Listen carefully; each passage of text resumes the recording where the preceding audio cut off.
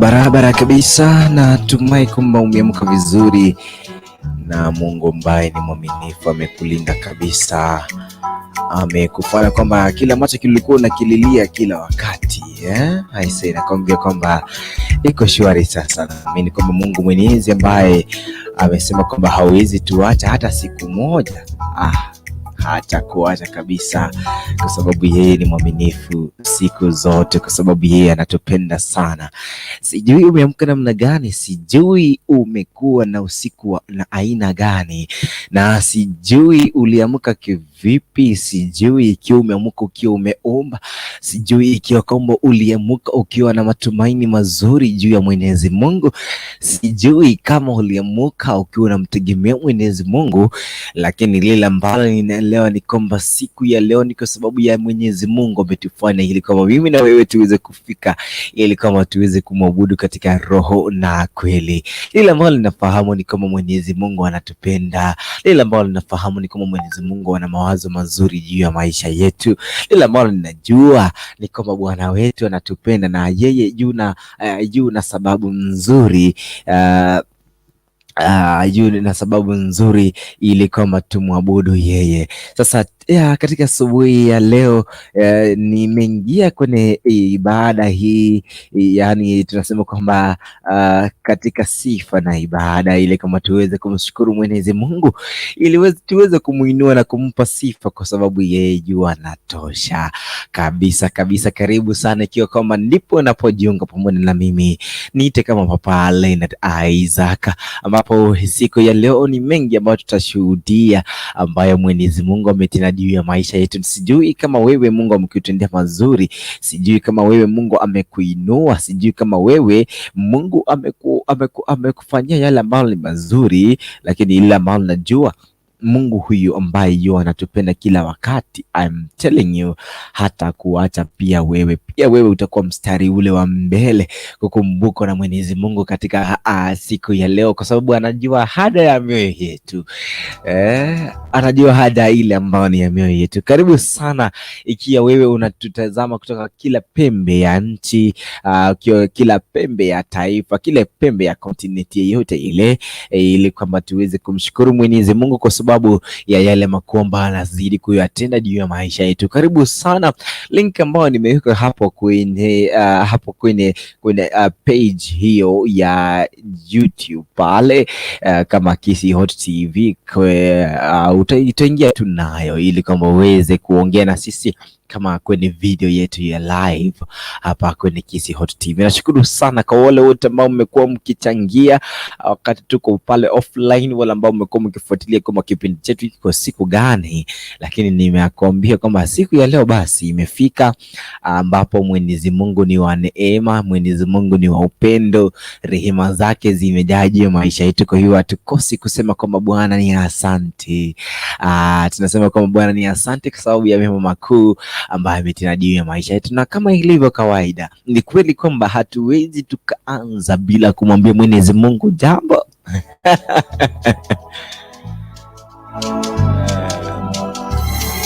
Yani usipomwambia Mungu Mwenyezi Mungu jambo, yani hata wewe unahisi kwamba hauko comfortable vile. Kwa hivyo ni vizuri tuombe Mwenyezi Mungu jambo katika asubuhi ya leo. Na kabla ya kuenda pale, lakini ukumbuke kwamba nambari ya kuwasiliana na mimi kwa njia ya mtandao wa WhatsApp kwa pale M-Pesa, nambari ndio hiyo tu pale. Unajua watu wanakuuliza, wanasema kwamba mbona unakuwa mwoga wa kusema kwamba namba yako ya M-Pesa ndio hiyo. Sasa siku ya leo sijakuwa na woga, nimesema namba yangu ya M-Pesa ndio hiyo. Lakini si kwamba nimeanza kuhubiri mambo ya M-Pesa, hapana. Mimi ni mwanahabari, kwa hivyo ni vizuri tu tuseme, lakini M-Pesa iko pale. Kwa nani kasema hata mtu wa media hawezi akakula pesa jamini? Karibu sana ili kama tuzidi, lakini naomba kwamba tufunge macho yetu tuweze kumuinua Mwenyezi Mungu kwa njia ya maombi katika jina la Yesu Kristo. Baba wa rehema, tunakuinua katika asubuhi ya leo. Tunakushukuru kwa sababu wewe ni mwaminifu. Tunakuinua kwa sababu wewe unatupenda. Tunakuinua kwa sababu wewe umetupa zawadi ya siku hii, umetupa pumzi Bwana wetu. Tunasema kwamba ni asante. asante. Hatuna zaidi ya wewe, hatuna zaidi ya Mungu ambaye ni wewe tu, ambao umefanya nchi hii ikafunguka, anga hii ikafunguka. Jehova, asante kwa sababu ya siku hii ambayo ni muro na ni njema, kwa sababu ya mtazamaji wangu Jehova, namkabidhi mikononi mwako, ili kwamba Jehova, tunapoongea tuongee usia wako, na tuongee neno ambalo Bwana linatujenga siku zote katika imani yetu. Bwana, tusimame, hilo ndilo ombi letu asubuhi ya leo. Tusibaki tulivyo Baba yetu, bali Jehova utuinue kiwango kimoja hadi kingine, ili tuweze kufikia hatima za maisha yetu. Baba wetu, siku ya leo Mungu, tunajua kama ni mengi, kuna shuhuda mbalimbali.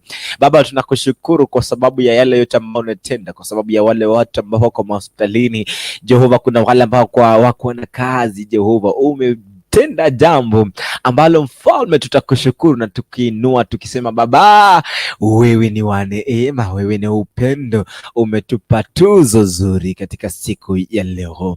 Asante kwa sababu wewe ni mwema, asante kwa sababu wewe utazidi kutenda, asante kwa sababu wewe unazidi na unabaki kuwa Baba kwa wana ambao ni mayatima. Asante kwa sababu Mungu, tunazidi kukuona wewe ukiwa ni mume wa wajane. Tumekuona kwamba wewe Bwana ni Mungu ambaye tunapokuwa na njaa bado hatutakosa mkate wa kila siku, maana wewe ndio mkate wa uzima. Tunapokuwa kwamba Bwana tumekosa tumaini, unaleta chemichemi ya maji yako ya utulizo katika mioyo yetu, na sisi Bwana tunashukuru kwa sababu wewe ni mwaminifu. Asante kwa sababu ya asubuhi hii Bwana, tunaweka wakfu mikononi mwako Bwana. Hatutaweza kwenda bila wewe, hatutaweza kwenda bila wewe, hatutaweza kusema bila wewe, hatutaweza kusimama bila wewe, lakini ni neema yako, ni utunzo wako, ni rehema zako, ni baraka zako zimetusimamisha sisi. Bwana, ni kwa sababu ya wewe kutufilia Kalvari tumesimama siku ya leo, na tunazidi kusema kwamba Bwana wetu wewe ni zaidi ya tosha, na umetufanya makuu katika siku ya leo. Asante kwa sababu umezidi kutubarikia, asante kwa sababu umezidi kutuinua Bwana. Pokea sifa na utukufu, mwana zote ni zako, katika jina la Kristo Yesu tumeomba na hata na kuamini. Amen, amen. Ikiwa ndipo basi unaendelea kujiunga pamoja na sisi katika asubuhi ya leo, karibu sana, ili tuzidi kujengana kwa njia hii ambayo Bwana wetu Yesu ametukubalia katika asubuhi ya leo. Ikiwa kama Bwana amekuinua katika asubuhi hii, basi naomba kwamba uweze tu kuingia hapo, uweze kucomment pale, uweze kulike kwenye YouTube yetu pale. Pale unaweza ukanipata kama Papa Isaac Leonard kwenye YouTube ya kwangu pale, na ukisubscribe itakuwa ni vizuri kwenye hizi hot hapa. Subscribe ikiwa kwamba wewe ni mgeni, inakuwa ni vizuri sana, na Mungu anazidi kutubarikia kwa pamoja, kwa sababu we are reaching many souls. Na ukikiriza kwa ile bell ya kuonyesha kwamba unapata hizi notifications kila siku, itakuwa ni nzuri ajabu, kwa sababu unajua hiyo inafurahisha na inatujenga. Au unajua wakati umeweka hiyo bell, alafu wakati tunaingia kwenye hapa kwenye YouTube yetu kwenye Sifa na Ibada kila siku ya saa 2, inakuwa ni nzuri sana, kwa sababu unapopata ujumbe kwamba tumeingia hapa, tunafurahi kwa sababu wewe pia utakuhisi kujua ni lipi hili ambalo liko kwenye kisi hote siku ya leo, ama kwenye account ya Kongo pale kama Papa Isaac Leonard, ni lipi hili ambalo liko siku ya leo. Kwa hivyo kama wewe ni mgeni, karibu sana, na tunakukaribisha kwa njia ambao ni nzuri sana. Tunakupenda wewe mgeni, tunakujali wewe mgeni, na tuna mambo mazuri kwa sababu ya wewe mgeni ambao umeingia katika siku ya leo, ambayo ni siku ya Saturday. Zikiwa zimekatika dakika 30 baada ya saa 11. Leo hii tumeanza show hii mwendo wa saa 11 dakika 20, na hiyo ni ile njia ya kukufanya wewe pia uingoje hii show. Si kwamba tunafanya hivyo kwa kupenda, tunajipata pia. Kwa hivyo ni vizuri kama wakati unapozidi kututafuta hapa kwenye mitambo yetu, tunafurahi na tukiendelea kumshukuru Mwenyezi Mungu kwa sababu ya huo upendo ambao amezidi kututendea katika siku kama hii ya leo. Asante sana wale wote ambao mnazidi kufuatilia hapa, kama dada yetu Triza kutoka eneo lile la Qatar, ambaye ana mpango mzuri wa kurejea kwao. Unajua nyumbani ni pazuri. Karibu sana tena nyumbani, ili kama tuzidi kumshukuru Mwenyezi Mungu kwa sababu ya upendo, neema, baraka, ushindi, na tunakuombea ushindi ili kama utakapokuwa ukisafiri usafiri vyema tu na Mungu kufikisha nchini Kenya kwa njia ya kistaarabu sana. Alright, vizuri. Ikiwa kama uko pale ungependa kuingia hapa ili kama tuweze kuongea pamoja na wewe, itakuwa ni vizuri sana, ili kama tuweze kufungua jamvi hili la kufanya maongezi, na naomba kwamba ukiingia hapa uweze kufungua ile ambayo ni kamera ya kwako, ili kama unapoingia hapa tukiongea, jameni, haikui shida, inakuwa kwamba tunaongea tukiangaliana vizuri. Hata yule ambaye anatizama kutoka maeneo pale mbali anapata mvuto, wajua ya ndo hivyo. Sasa ikiwa mtu atavutiwa na vile utakavyokuwa ukifanya, basi itakuwa ni nzuri na nzuri kabisa. Kama utakuwa wa kwanza hapa, itakuwa nzuri sana, na tutakuwa tukizidi kumshukuru Mwenyezi Mungu kwa sababu ya hilo tu. Right? Alright kabisa. Haya, nimeweka nambari yangu kwenye ya simu hapo. Nambari yangu ya simu hapo, najua nimesisitiza hili kwamba umekuwa nikiuliza kwamba nambari yako ya M-Pesa ni gani. Sasa leo nimeweka hadharani hapo. Hiyo ambayo unaona kwenye screen ndio namba yangu ya M-Pesa.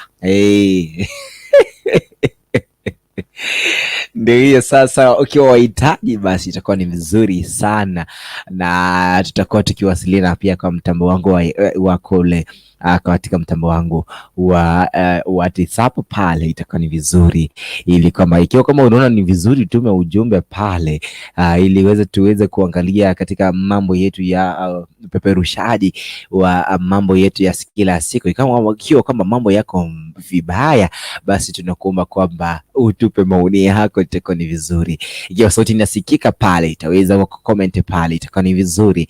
Ikiwa nipo unapoingia hivi sasa, just comment in na useme kwamba ndipo ninaingia, inakuwa ni vizuri sana, na tukiendelea kuzidi hivyo na baraka za Mwenyezi Mungu zinatiririka juu ya maisha yetu. Ni Papa Isaac Lena, nirudie tena kwa sababu ya wale ambao tunaingia hivi sasa.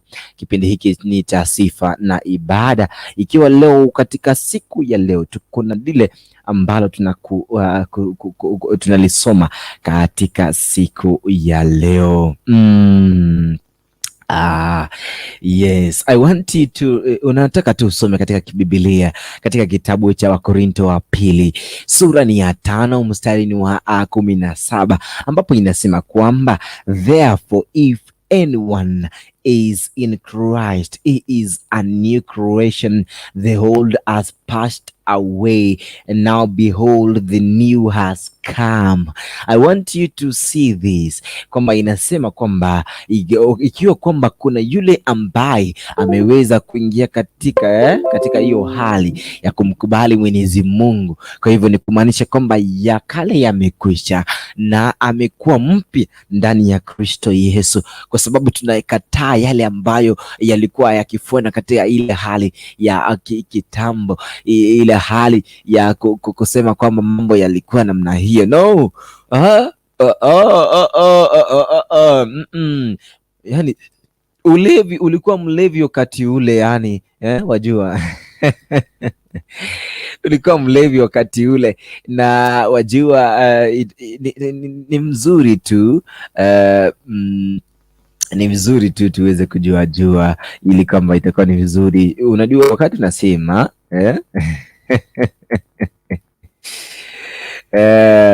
yani inakuwa ni vizuri tukue wawazi hapa, sio? Yani wakati mtu ulikuwa una ile lugha ya mtaa, ulikuwa unatei sana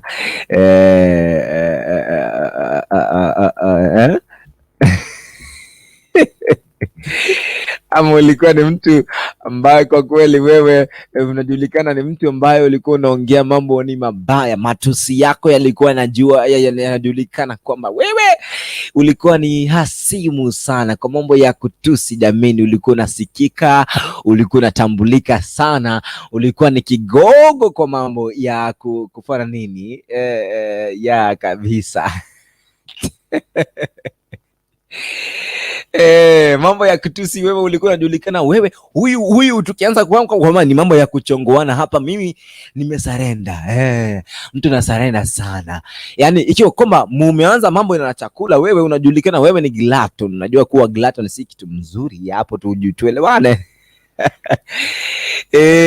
Ikiwa kama huyu tukienda na mambo mengine, sitaki huyu kama ni kulewa atalewa zaidi ya mimi, yani kila mtu alikuwa na kujua wewe ni, yani kwa itika ile lugha ya mtaa, wewe ni bazuu kabisa. Lakini sasa siku hii I don't know, lakini ni vizuri tuzidi kufuatilia hapa ili kwamba tumshukuru Mwenyezi Mungu kwa sababu ya ulinzi, baraka na uwezo katika siku hii leo. Nimeona hapa kuna yule ambao ameingia hapa ambaye anaitwa Mabori Damaris, tuweze kuingia pamoja na yeye katika asubuhi ya leo ili kwamba tuzidi kujua ni yepi ambayo wanayo katika asubuhi ya leo. Yes, good morning Mabori Damaris, habari ya asubuhi? Poa sana, mambo poa kabisa. Habari ya asubuhi? Iko sawa kabisa, tunamshukuru Mwenyezi Mungu kwa ulinzi na kila jambo ambalo ametufanya katika siku ya leo. Amen. Tuko na Triza. Ati mko na Triza? Haya tu hapa, sema tu lolote hapa asubuhi hii. Na by the way, Mabori Damaris, kwa mara ya kwanza nimekuona hapa, sija kujua kwa muda hii sura ni gani?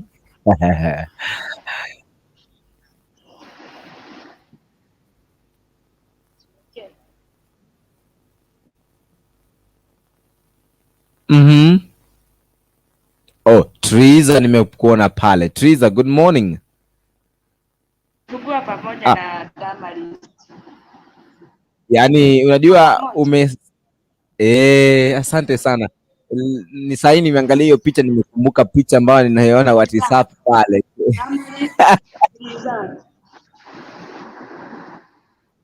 Sawa.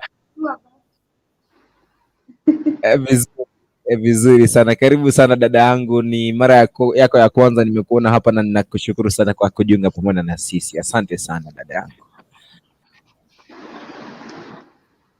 Amen. Kwa hivyo sijui kama mna jambo kabla ya mimi kuendelea pale.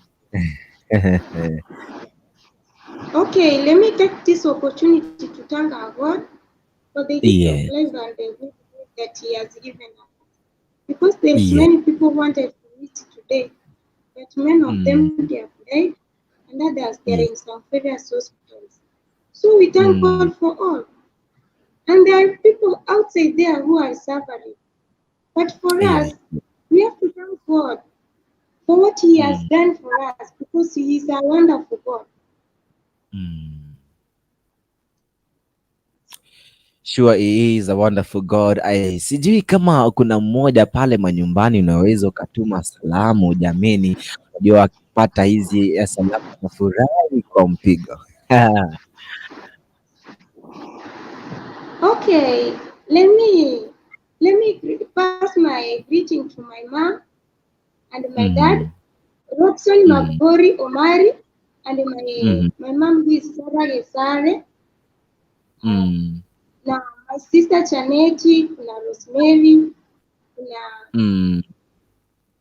kuna Reina, kuna David, kuna Bravo, kuna kaka yangu Helen Kemuto, kuna aunti yangu Masi, kuna aunti yangu mwingine Susan, kuna Josephine, kuna ango yangu Griff Omar, kuna ango yangu Nason Omar, kuna ango yangu Kengero Omar, alafu na watu wote nilikuwa nawatakia sabato njema mahali popote walipo, na ni ombi langu kuwa Mungu akaweze kuwa nao kwa siku ya leo, akawaongoze, akawafunika na damu yake, ili kwa kila jambo ambalo watafanya katika siku ya leo wakaweze kuongozwa na Roho wake Mtakatifu, ili wasije wakatende yaliyo kinyume na mapenzi yake Mwenyezi Mungu. Nimeshukuru sana, kubarikiwa. Amen, amen. Zidi kubarikiwa pale ukiwa unatufuatilia kutoka pale manyumbani. Mungu akubarikie. Sasa nirejee katika wakati ule wa kuzungumza kwa masuala haya mengine, kwa sababu ya neno la Mwenyezi Mungu. Tulikuwa tukizungumza kutoka katika kitabu cha Korinto wa pili, ambapo inasema kwamba wakati tumemkubali Yesu, wakati tumefanyika kuwa wana, kwa sababu wanasema kwamba wale ambao wameokoka wamefanyika kuwa wana wake. Nikiwa kwamba umefanyika kuwa mwana wake huyu Mungu wetu, ayaya, kuna baraka tele nakwambia, kwa sababu unapokuwa kwenye baraka hizo, nakwambia mambo yanakuwa ni mazuri sana wakati ushamkubali Yesu. Nasikia watu walikuwa wanasema kwamba ukimkubali Mwenyezi Mungu unakuwa kwenye raha, raha iliyo kemkem na tele sana.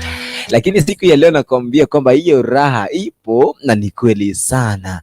Ikiwa uko pale manyumbani, unaweza ukashuhudia, kwa sababu Mungu huyu ambaye ametenda makuu juu ya maisha yetu ni yule jana, leo na hata milele.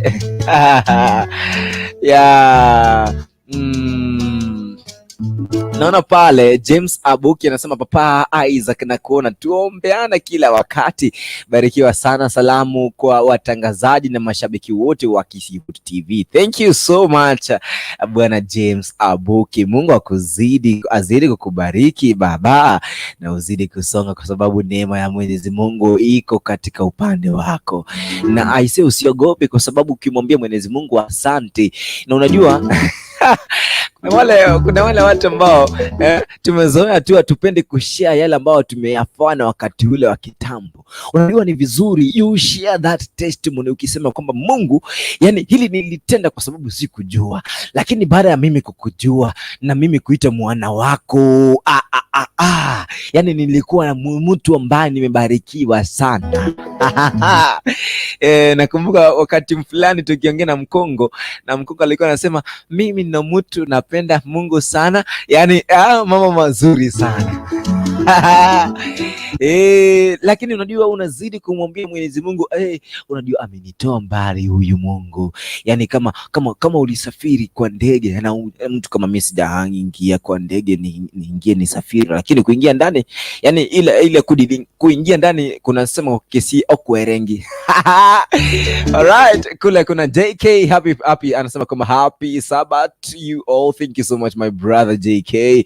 Thank you so much. Sijui kama ni my brother ama ni my sister, I don't know. Alright. Lakini usijali, kwa sababu Mwenyezi Mungu anazidi tu kutukuzwa, Amesema neno lake litasimama.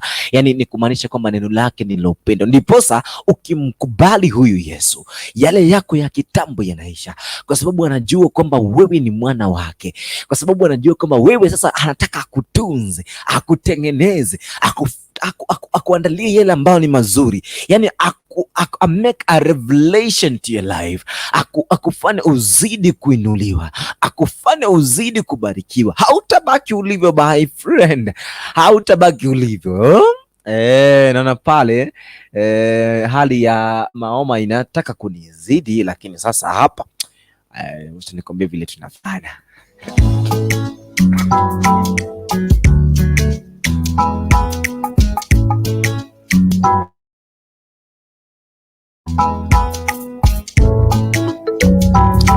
Oh yes, yani inakuwa ni haritete pale, lakini tumerejea usijali, tumerejea tena. Haya. thank you so much kwa wale ambao bado mnazidi, yani anakuwekea yale mawazo mazuri, fikra zako zinakuwa nzuri. Yani just imagine, yani wakati huku katika Mwenyezi Mungu, katika ile neema, chini ya neema yake, yani amekubeba wakati adui ako chini ya miguu yako, kwa sababu hatakuwa juu yako, kwa sababu Bwana wetu yuko katika upande wako, na akiwa katika upande wako hautakuwa unazidi kusema oh, mimi magonjwa yamenilemea, oh nini. Hapana, utakuwa juu ya magonjwa. Hapo ni wakati mambo yako ya kitambo yamekwisha. Yani sijui kama kuna mtu pale aseme amen. Alright, JK anazidi James Abuki anazidi kusema kwamba happy Sabbath kwa watu wa Magena, familia yetu wakipatikana Magena Machoge Borabu, wapate salamu hizo kwa wale wote ambao mnazidi kuwafuatilia pale. Yani watu wangu wa pale London, nilipokuwa pale. By the way, let me share small story, like yes, small story nitasoma baadaye. Naambiwa hapa lazima tuzidi kuangazia neno kwanza, ndipo tukiingia kwa haya masuala mengine itakuwa ni vizuri, si ndio? Ndio.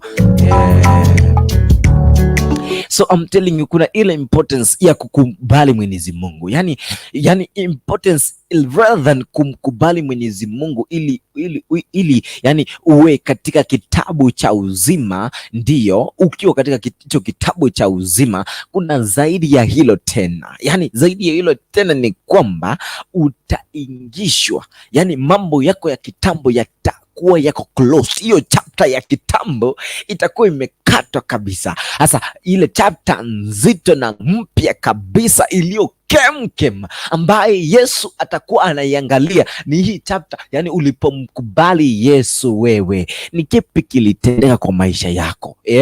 Ni kipi hiki kilitendeka katika maisha yako baada ya wewe kumkubali Mwenyezi Mungu? Oh yes, I want you to understand this. Baada ya wewe kumpokea Mwenyezi Mungu, what happened? Na hapo Mungu anaendelea kuzidi kukubariki pale. Yani ikiwa kama unahisi kibaridi sasa hivi, weka fan lipo Ikiwa unahisi kibaridi ama kijoto pale, weka fan pale kwa nyumba, alafu weke inaleta joto jingi sana ili kama uzidi kutufuata sasa, itakuwa ni nzuri.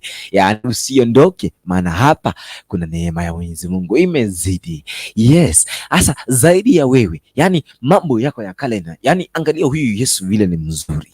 Yani yeye halinganishi na mwanadamu. Mimi naweza nikakusamia leo alafu nikwambia kesho yake, yani unajua, yani tena ukinikosea nitakwambia unajua ulikuwa ukinifanyia makosa wakati ule, unajua mimi naweza nikakukasirikia sana, yani unajua wewe ni yani mambo mazito, naweza kukwambia wewe ni mpumbavu sana, wewe ni mjinga, yani mengi sana mimi kama mwanadamu. Lakini Mungu yani Kristo Yesu ambaye alitufilia msalabani amesema kwamba yani wewe ambaye umekubali, wewe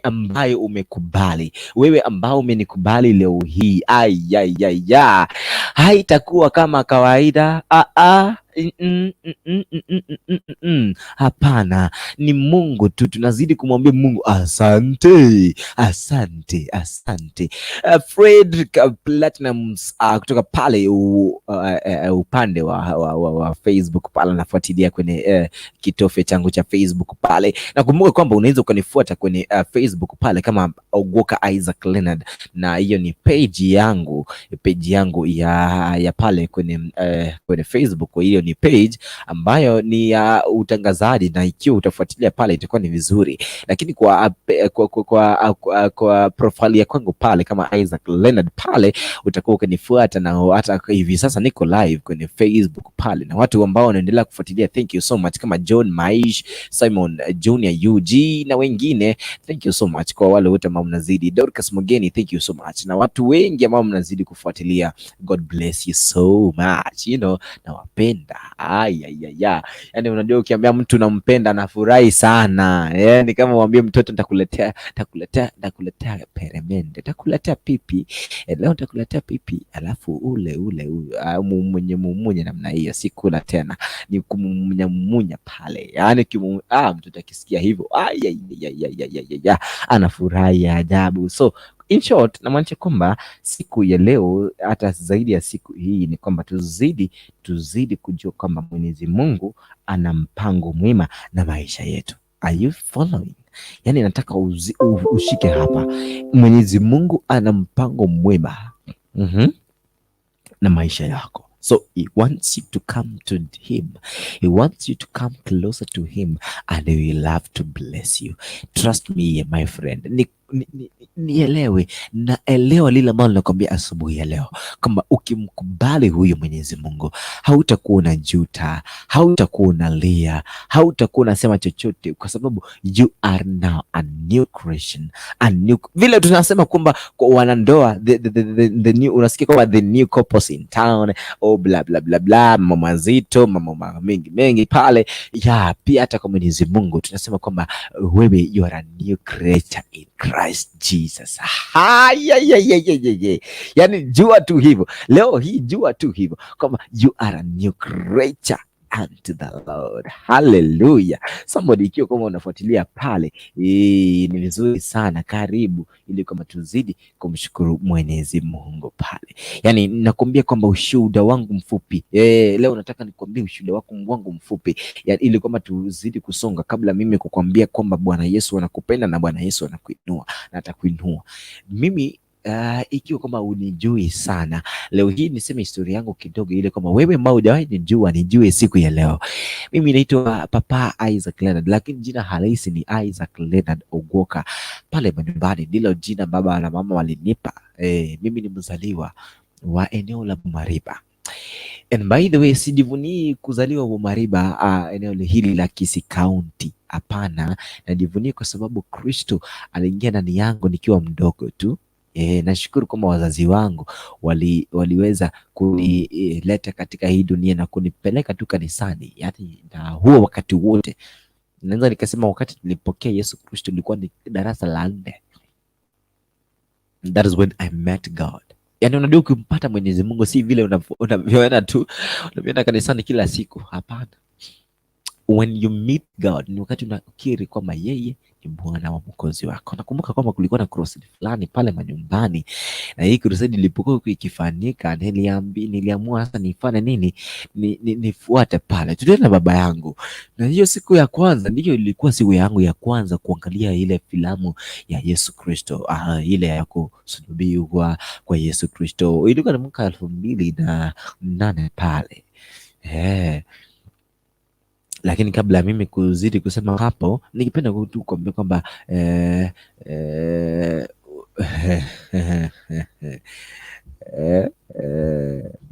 haya,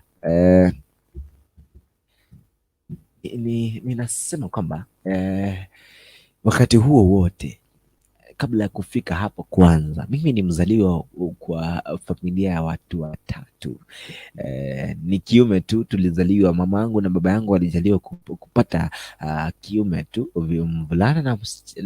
wavulana peke yake kwa familia yetu. Kwa hivyo mimi ndio the first born pale, kifungua mimba. Nilipokifungua mimba pale, nilipokuwa kwamba ni mimi peke yangu, sasa ikabidi kwamba izidi kuwa kielelezo. Sasa shule yangu mimi nimeenda darasa la kwanza pale nikiwa na miaka darasa la kwanza nilikuwa na miaka 4 pale 5, kwa sababu mimi nimemaliza shule nikiwa na miaka 18. 18 tu. Na baadaye unajua mimi kabla ya kufika darasa la 8, yani kabla ya kufika darasa la niseme kwamba ni shule ya upili, mimi baba yangu hapa sasa itakuwa inakwambia hapa kuna tatizo pale, lakini nashukuru tu Mungu kwa sababu maisha tu amenipa. Babangu aliweza kuwa bibi wa pili nikiwa darasa la 8, nikiwa nishamaliza darasa hilo la 8, nikiwa nishampata tu nangojea tu matokeo yangu ya darasa la 8. Sasa baba yangu akawa bibi wa pili. Sasa mimi kwetu mimi ni katika familia ya kwanza. Huo mwaka wa 2012 nakumbuka vizuri, ilikuwa ni mwezi wa Disemba pale, babangu akaongoza bibi wa pili. Ikiwa kwamba mama yangu alikuwa ni bibi wa kwanza, bibi sukari. Sasa bibi sukari mwingine akaingia sasa alivyoingia, unajua sasa huwezi ukaambia baba yako. Mimi wacha nikwambie, by the way, and this want to advise those parents for free. Mimi kile ambacho nilikiona ikiwa mchanga hakikuwahi toka kwa akili yangu. Yani ukiwa class 8 you know everything. Kile kiliwahi tokea kwa maisha yangu sitawahi sahau, kwa sababu unajua mzazi wangu vile walipokorofishana pale, walipigana nini, kurushiana nguo kwenda nje, ikanisumbua mentally sana. Hata nikiwa form 1 mimi nilikuwa nakumbuka mama yangu. Hiyo na nisema tu ukweli, nilikuwa napenda mama yangu hata kama nilikuwa nabeba na baba yangu, kwa sababu tuliishi na baba yangu kwa miaka hiyo yote, kuanzia darasa la 4 hadi darasa la 8. Hata mama yangu pia nilikuwa nampenda. Baba yangu nilimpenda ndio, pia mama yangu nilimpenda kwa poda mwingine. Sasa baba yangu alipoongeza hapo, walipokuwa wakifanyana hayo mambo, unajua ukifanya hayo, I want to advise those parents wako huko nje, ina affect mtoto wako kwa mambo ya kimasomo, mambo ya kufikiria, mambo tu ya kitabia. Yani hata mimi kuna wakati ilibidi kwamba hata nikachukia wakati mtu kiniambia mambo na ndoa. Hata saa hii, by the way, I can tell you for sure and for real, mimi sijaifikiria kuhusu ndoa, but I know God atanisaidia kufikiria vizuri, kwa sababu all that I saw in my parents was not pleasing. So huo wakati wote, wakati walikuwa wanafanya vile, yani moyo wangu haukuwa na tamaa ingine tena.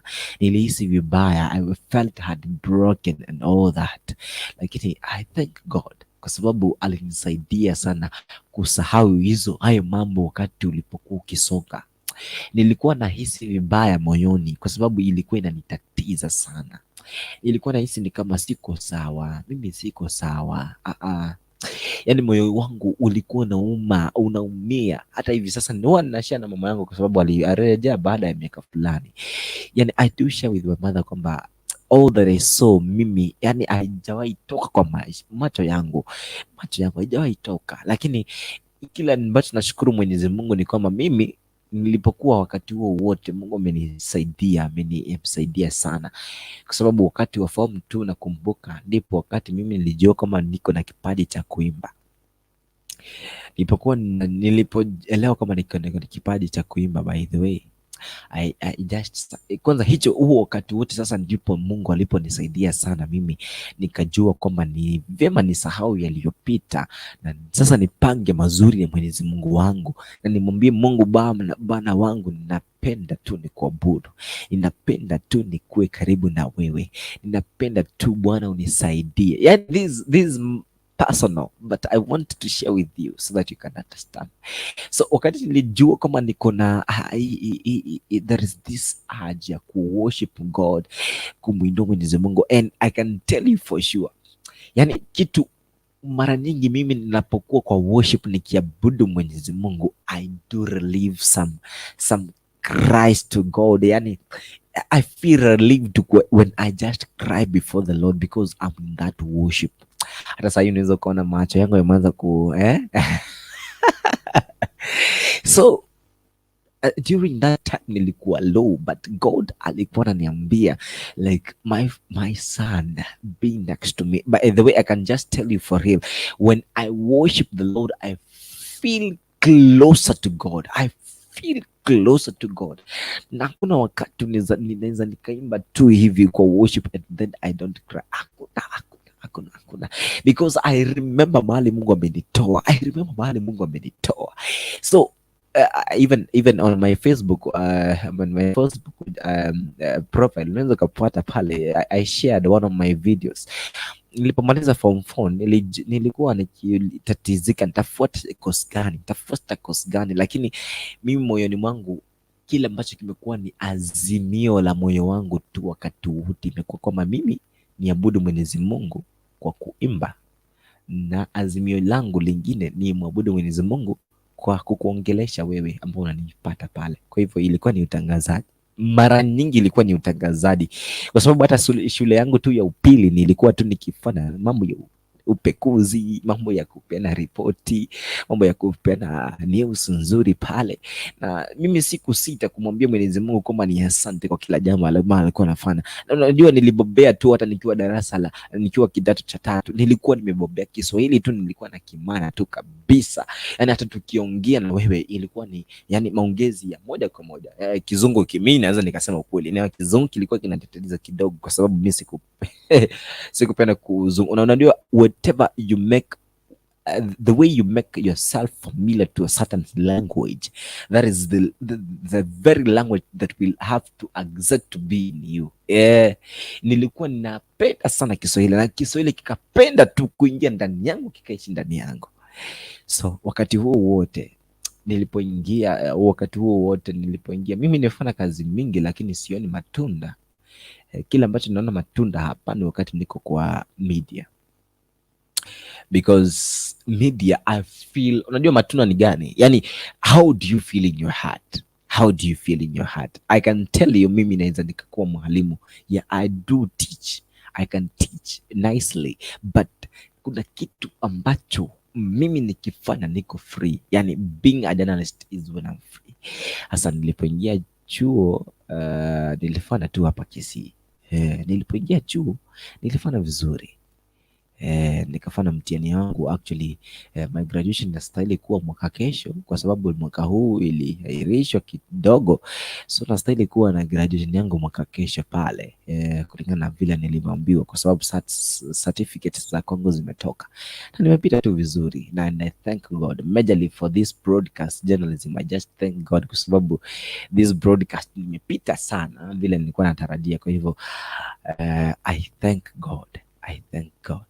So mimi nataka kuambia hivi, ndugu yangu, dada yangu, wewe ambao umepoteza tumaini, yani haijalishi wewe familia yako iko namna gani, haijalishi yale ambao umepitia, haijalishi vile umekuwa affected mentally, yani kila ambacho kinahitajika ni kwamba wewe destiny yako ili kwamba Mungu aikubali, Mungu akuwe pamoja na wewe.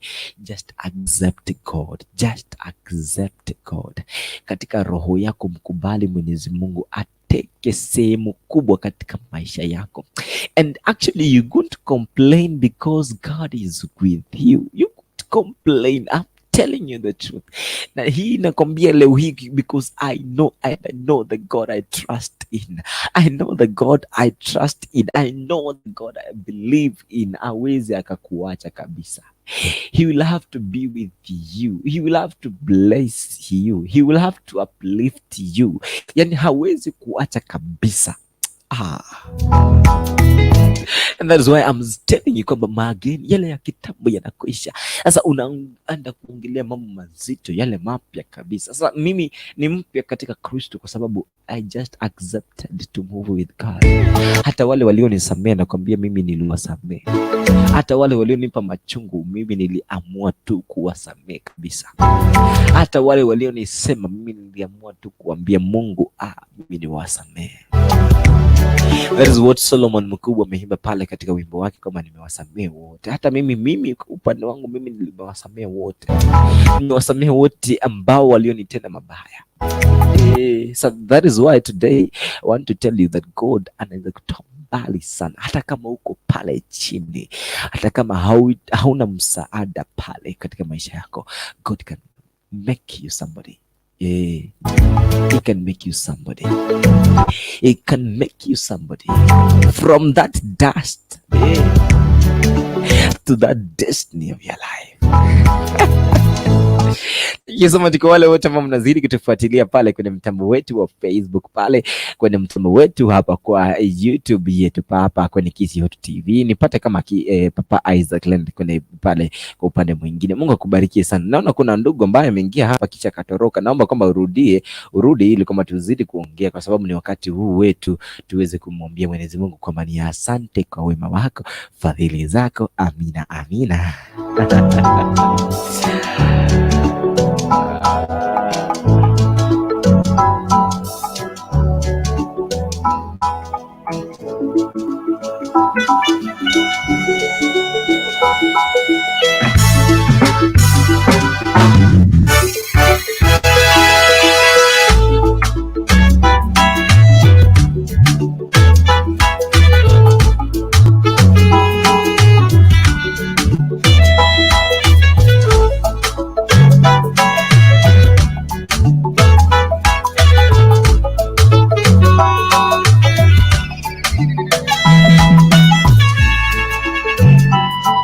Alright, thank you so much kwa wale ambao naona pale wanatufuatilia kama AOG May TV anasema kama following. Thank you so much.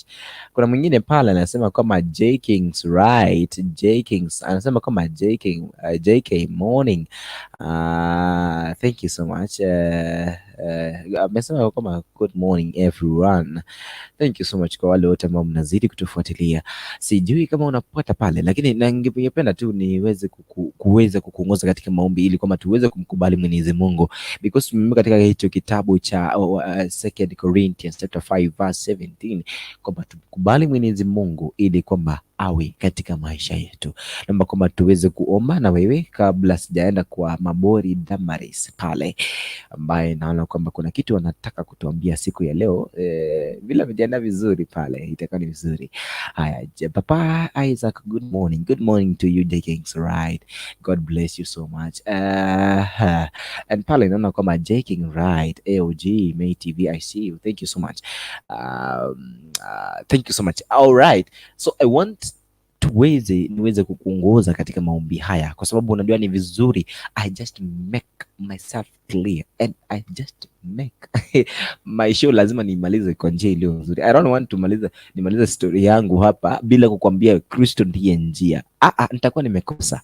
So ni vizuri nikwambie ndugu yangu, dada yangu, Kristo ndiye njia. And to wherever you love to reach in future, wewe jua tu hata kama hiyo place umefika si kwa nguvu zako, ni neema ya Mwenyezi Mungu. Trust me, yani neema ya Mwenyezi Mungu ni ushindi wa baba yetu.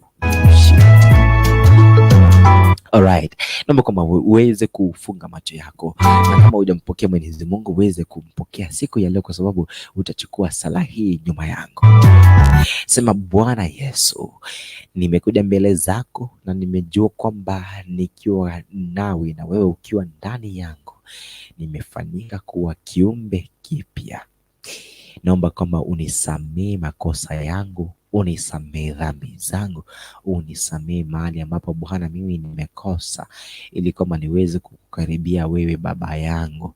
Naomba unisamee makosa yangu, uliondoe jina langu kwenye vitabu vya hukumu, kwenye vitabu vya mambo yote ya kusini, na uliandike jina langu kwenye kitabu chako cha uzima, ambacho nikikipata Mungu sitaondoka kwako. Bwana, naomba uniondolee kila kiu cha dhambi, uniondolee kila kiu cha dhambi katika maisha yangu, nikufuate wewe katika moyo wangu, kwenye nafsi yangu, katika mawazo yangu, na hata kinywa changu kikukiri wewe. Magoti yangu yapige magoti mbele zako, ya kuinamia wewe tu. Asante kwa sababu wewe ni Mungu wangu na wewe ni baba yangu, wewe ni tegemeo langu na wewe ni ushindi wangu. Siku ya leo naomba unipe Roho wako, Roho Mtakatifu, aweze kunifariji, aweze kunipa tumaini, aweze kuwa mwalimu wangu, aweze kuniinua ili nisibaki nilivyo, bali wewe ubaki kuwa ndani yangu na nizidi kuinuka kiwango kimoja hadi kingine. Asante Baba, maana nimefanyika kuwa mwana wako leo na hata milele. Nitunzwe katika wokovu wako na nisimame kukuona wewe, kwa sababu ya yale uliyofanya Kalvari, kwa sababu ya maisha yangu. Nimeomba hayo nikiamini kwamba nimefanyika kuwa mwana wako unavyosema kwenye Biblia. Katika jina la Yesu nimeomba, amen. Amen. Amen. Amen. So kuna wale watu ambao mko pale kwa team comments pale kwenye YouTube ya kwangu pale, naomba kama muitanishe wale watu wetu wa WhatsApp. Sijaona leo, sijaona mama sijamuona pale, sijamuona pale. Na kuna dada yetu ambaye tulikuwa atupelea ushuhuda kutoka pale Qatar. Unajua kuna dada yetu yako pale Qatar na kuna ushuhuda wa nguvu sana. dada yetu pale. So tunamngojea wakati ukifika, kwa wakati ukifika ni ule wakati wa kupenda shuhuda, itakuwa kwamba ni wakati mzuri wa sisi kuongea na yeye akiwa kule eneo la Qatar. Yani ni jambo la ajabu lilimfanikia pale, yani jambo la ajabu sana, lakini tunashukuru Mwenyezi Mungu kwa sababu leo hii alishuhudia kwamba amepona pale, anaendelea kupata nafuu. May the God of glory be glorified because he is great. By the way, si kwa nguvu zetu, si kwa sababu tutakuwa na uwezo, no, it's kwa sababu Mungu Mwenyezi atatupenda. Damaris pale amen. Naona pale AOG May amesema kwamba amen. Yeah, niko alright.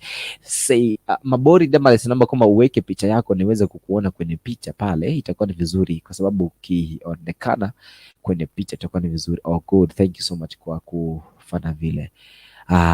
Ningependa tu kukukaribisha kwenye mtambo wetu sasa tena, ili kwamba uweze kutu mute microphone kidogo, kwa vizuri. Haya, acha nikumute hapa kidogo. Right, itakuwa ni vizuri kabisa ukisema tu ni yepi haya ambayo umepata siku ya leo katika neno la asubuhi ya leo, tuweze tutaarifu tu asubuhi hii, tuweze kujua ni lipi hili ambalo wewe umebarikiwa nalo katika asubuhi ya leo.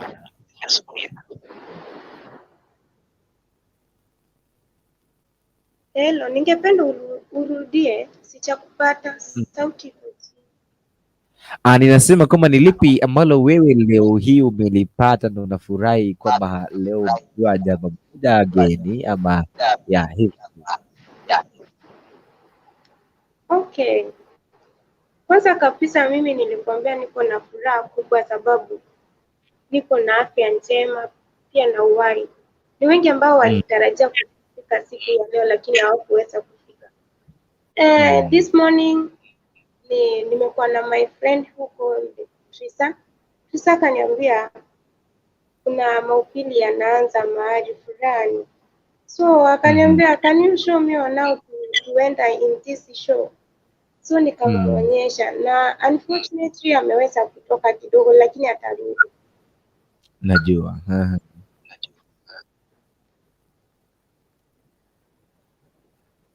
Alright, kuna maybe wewe unaweza share verse yoyote ambayo uko nayo asubuhi leo? Okay, mimi labda niweze kusoma verse moja ama mbili. Pia niwaimbie wimbo mmoja. Tubarikiwe pamoja. Alright. Okay.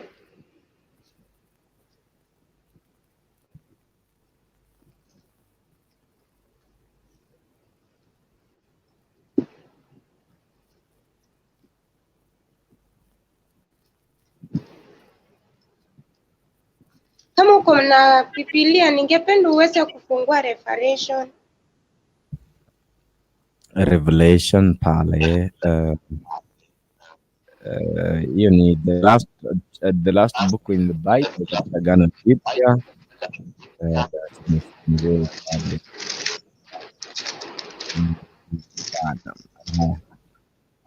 Nimeweza kufika kwa Agano la Agano Jipya pale. Sasa Revelation chapter 1. Okay, Revelation 22 verse 18.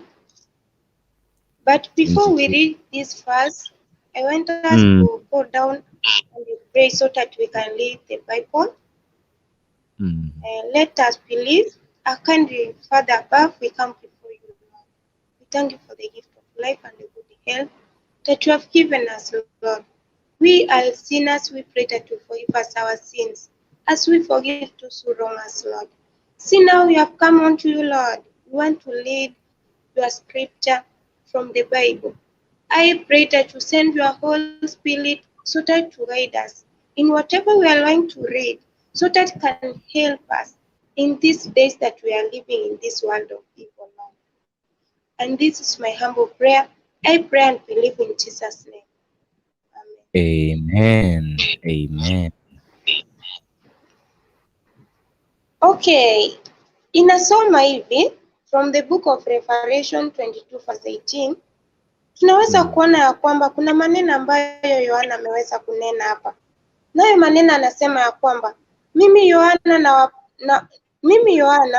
nawapa onyo wote wanaosikia maneno ya unabii yaliyomo katika kitabu hiki.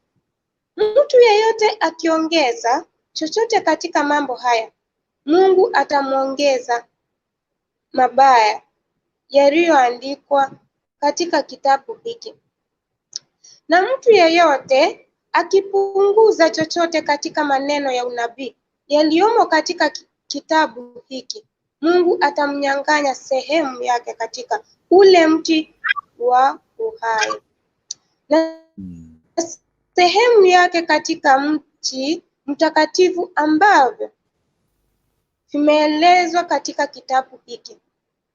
Tunaweza kuona ya kwamba katika haya maandiko matakatifu tunaweza kuona ya kwamba mtu unapohubiri ama hawa manabii ambao wanahubiri, tumeona ya kwamba tunafaa kuhubiri ama tunafaa kunena kila ambacho kiko kwa Biblia takatifu.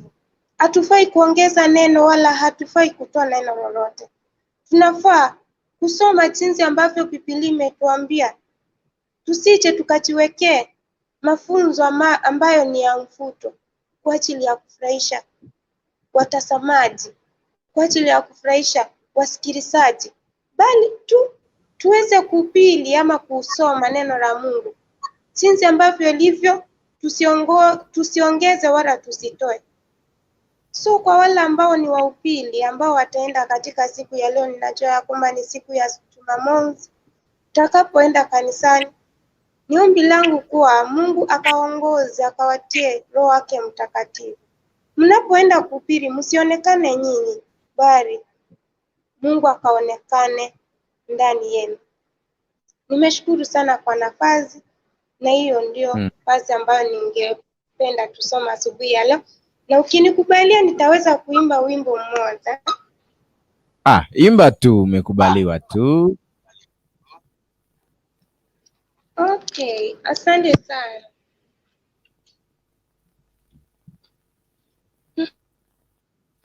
Na hiyo songi sijui kama unaijua, unaweza nisaidia? Inaimba hivi. Zingewaweza adui zangu waliponiandama, neno lako likawa faraja kwangu na tumaini. Usifiwe Yesu Bwana wa majeshi na kutumaini. Usifiwe Yesu Bwana wa majeshi na kutumaini. Singewaweza adui zangu waliponiandama, neno lako likawa faraja kwangu na tumaini. Usifiwe Yesu Bwana wa majeshi na kutumaini. Usifiwe Yesu Bwana wa majeshi na kutumaini. Bwana ndiye mchungaji wangu. Sijui maiki iko na shida ama ni nini? Haina shida. Wewe zidi tu kuongea. Bwana ndiye mchungaji wangu, sitapungukiwa na kitu. Katika majani mabichi hunilaza, afahamu shida zangu. Nitapopita kati ya bonde la uvuli wa mauti, sitaogopa mabaya. Katika bonde la dhiki na hatua, kwako na fimbo yake vyanifariji. Mungu mwenye enzi, jina lako na litukuzwe. Usiniache niaibike kamwe mbele ya adui zangu. Nishindie vita hivi vya ulimwengu, ili watambue uwezo wako. Mungu mwenye enzi, jina lako na litukuzwe. Usiniache niaibike kamwe mbele ya adui zangu. Nishindie vita hivi vya ulimwengu, ili watambue uwezo wako. Bwana ndiye mchungaji wangu, sitapungukiwa na kitu. Katika majani mabichi hunilaza, afahamu shida zangu. Nijapopita kati ya bonde la uvuli wa mauti, sitaogopa mabaya. Katika dhiki na hatua, pamoja na dhiki na hatua, kwako na fimbo yako vyanifariji. Bwana ndiye mchungaji wangu, sitapungukiwa na kitu. Katika majani mabichi hunilaza, afahamu shida zangu. Nijapopita kati ya bonde la uvuli wa mauti, sitaogopa mabaya. Pamoja na dhiki na hatua, kwako na fimbo yake vyanifariji. Amen. Amen, amen. Asante dada yetu, Mungu akubariki sana. So thank you so much kwa sababu umeshare mambo mazuri. Kuna nyimbo, kuna mambo mengi kama neno na kwa Biblia hiyo, hiki kitabu cha Ufunuo ama Revelation sura ya 22 pale. God bless you so much my dear sister. Na ukiwa pale Qatar. Sasa yuko Qatar by the way.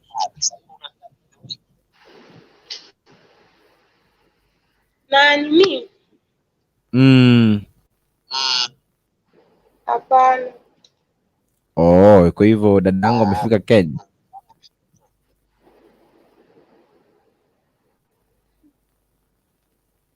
Si yuko Kenya lakini pia si yuko Qatar. I mean, Saudi Arabia.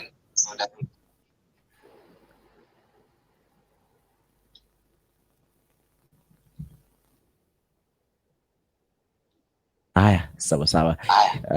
Anaitwa Mori Damaris. Thank you so much kwa kuweza kufuatilia. God bless you so much.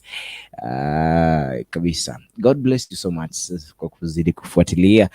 Na kwa wale wote ambao mmezidi mkifuata hapa, this is Kiza Hot TV kwenye kipindi cha Sifa na Ibada na mimi Papa Isaac Leonard. Thank you so much. Acha naangalia hapa kwa team comment pale. Damaris, follow this beat, nice song. Beats, nice song. Do do do do do do. Amen. Be blessed. So thank you so much, my brother. That is AOG mate. Thank you so much. God bless you. Right. Tunazidi kusonga pale. Tunazidi tusonge pale zikiwa zimekatika dakika 22 baada ya saa 12 asubuhi saa ya Afrika Mashariki. Sijui kama unatupata ukiwa maeneo gani, na hapa leo sijaona watu wengi, sijui leo walilala saa ngapi. I'll get to know kwamba walilala saa ngapi, kwa sababu leo imechukua muda sana kwa wao kuongea.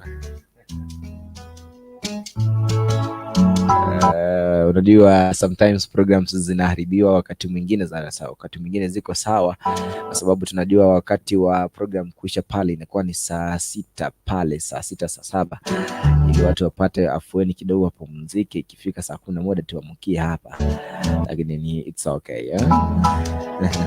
Thank you so much kwa wewe ambao umezidi kufuatilia hapa kwenye Kisi Hot TV. Mungu akubariki sana wewe ambao unazidi tu kusubscribe. Kama wewe ni mgeni pale, subscribe to this channel, na kwa upande mwingine pale nitafute kama Papa Isaac Leonard kwenye YouTube pale, na utaweza kusubscribe kwenye channel ya kwangu pale. Na Mungu ni mwaminifu, na kwa masuala yote ambayo ungependa kuniuliza, nambari ya simu iko pale juu kwenye hiyo ambayo nimeweka pale juu. Kwenye WhatsApp niko very free na kila mmoja, na tutaweza kuzidi kuongea. May God bless you so much.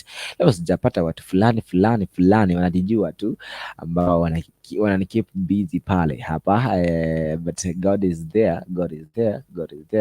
Na tunazidi tu kumshukuru Mwenyezi Mungu, because we are never alone. We won't be alone, So thank you so much kwa wale wote ambao, by the way, and this month nataka tuzidi tufike hata tupate watu subscribers zaidi ya 500. So this month tafadhali do something, something. Actually, let me just try to tell you kwamba everything is possible, kwa kizungu. Nothing is impossible, hivyo ndivyo wanasema. Kwa hivyo ni ukweli kwamba nothing is impossible. Eh, haya. Nothing is impossible. It's very much right for us to say kwamba hakuna kitu ambacho si possible kwa maisha yetu. Kwa hivyo a day of testimony, it's a day of testimony. Wacha nifuatifuate hapa kwa upande wa what is up pale, nione kama yu dada yangu ameamuka ama namna gani, kwa sababu alikuwa tupe mambo na ujumbe kabla. Unajua historia ya Biblia sijaenda pale, kwa hivyo unajua naenda haraka haraka ili kama tuzidi kufuatilia hapa itakuwa ni vizuri sana tukifika pale ambapo tunahitaji, reaching to where you want, reaching that place ambayo unahitaji wewe, inakuwa ni jambo zuri sana. Right, kwa wale wote ambao mnazidi kufuatilia kwenye mtambo wangu wa what is up pale, God bless you so much. uh, God bless you so much. Thank you so much kwa wale wote ambao mnazidi kufuatilia pale. Yeah, I know kuna watu ambao tuko pale na tunazidi kufuata. God bless you kwa wale wote ambao mnazidi kufuata. Yeah. So wale ambao mnazidi kufuata, God bless you so much, and I want you to know kwamba leo ni siku ingine ambayo ni tofauti sana, sana sana, lakini let me just try to remember. Sasa hivi ndio nimepata ndugu yangu anaitwa Siko Boniface pale, nimempata pale, so thank you so much my brother. Anasema kama you anafuatilia pale. Thank you so much kwa sababu ya wewe kufuatilia. Watu ndio wanaamka saa hii. Delphin kuamka ni anaima hadi sasa. Isaac sasa poa. Patrick Mushiri anasema Patrick Mushiri channel wishes you well papa and all fans wa Kisi Hot TV. Thank you so much. Thank you so much. All right. Sasa wale watu ambao mmeingia sasa hivi na sasa ni post pale, hiyo iko pale, unaweza kushare na watu wengine zaidi. Hiyo nimeweza kutext pale, share na watu wengi. Mimi sijui, yani I don't like kusema kwamba share na mbogi. Sasa mbogi ni nini? Sijui.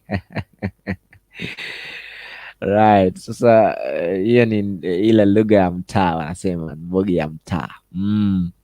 So nimetuma pale, linki iko pale, unaweza kuingia nayo tuweze kuzidi kusemezana na wewe. Right, kabla mimi kuelekea katika ule upande wa kusema ni yepi ya siku ya leo kuhusiana na Biblia, na nataka tu nione watu wakifuatilia hapa waweze kusema wanashika wakiwa maeneo gani, na kama uko na wimbo sasa hivi nimekufungulia jamvi hili ili kama uweze kutupa wimbo, itakuwa ni vizuri sana. Alright. Naona pale kwenye WhatsApp yangu watu wanafuatilia vizuri sana. Alright kabisa. Huyo brother Boniface anasema leo yuko anafuatilia kutoka eneo la Salga pale.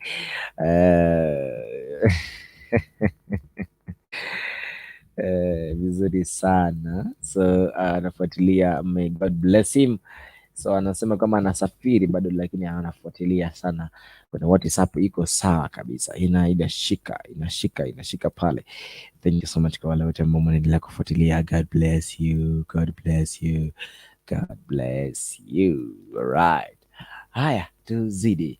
Naona kama Naomi Kerubo anasema kwamba Naomi Kerubo Magare from Nyamira, I follow you papa Isaac, blessed kabisa. Mungu ni mwaminifu kila siku. Amen. Kweli Mungu ni mwaminifu. Kwa hivyo wale watu ambao mmeingia hapa, kina Delphin pale ambao mmezoea kuingia hapa, I want to see your faces leo. Patrick Mushiri bwana, ingia hapa. Nasikia watu wakisema bwana, ingia hapa bwana, tunataka tuone bwana. So anyway, tuingie hapa ikiwa kama tutazidi kusemezana, itakuwa ni vizuri. Kabla mimi sijaenda kwa siku ya leo, tutaweza kuzidi kuongelea nini?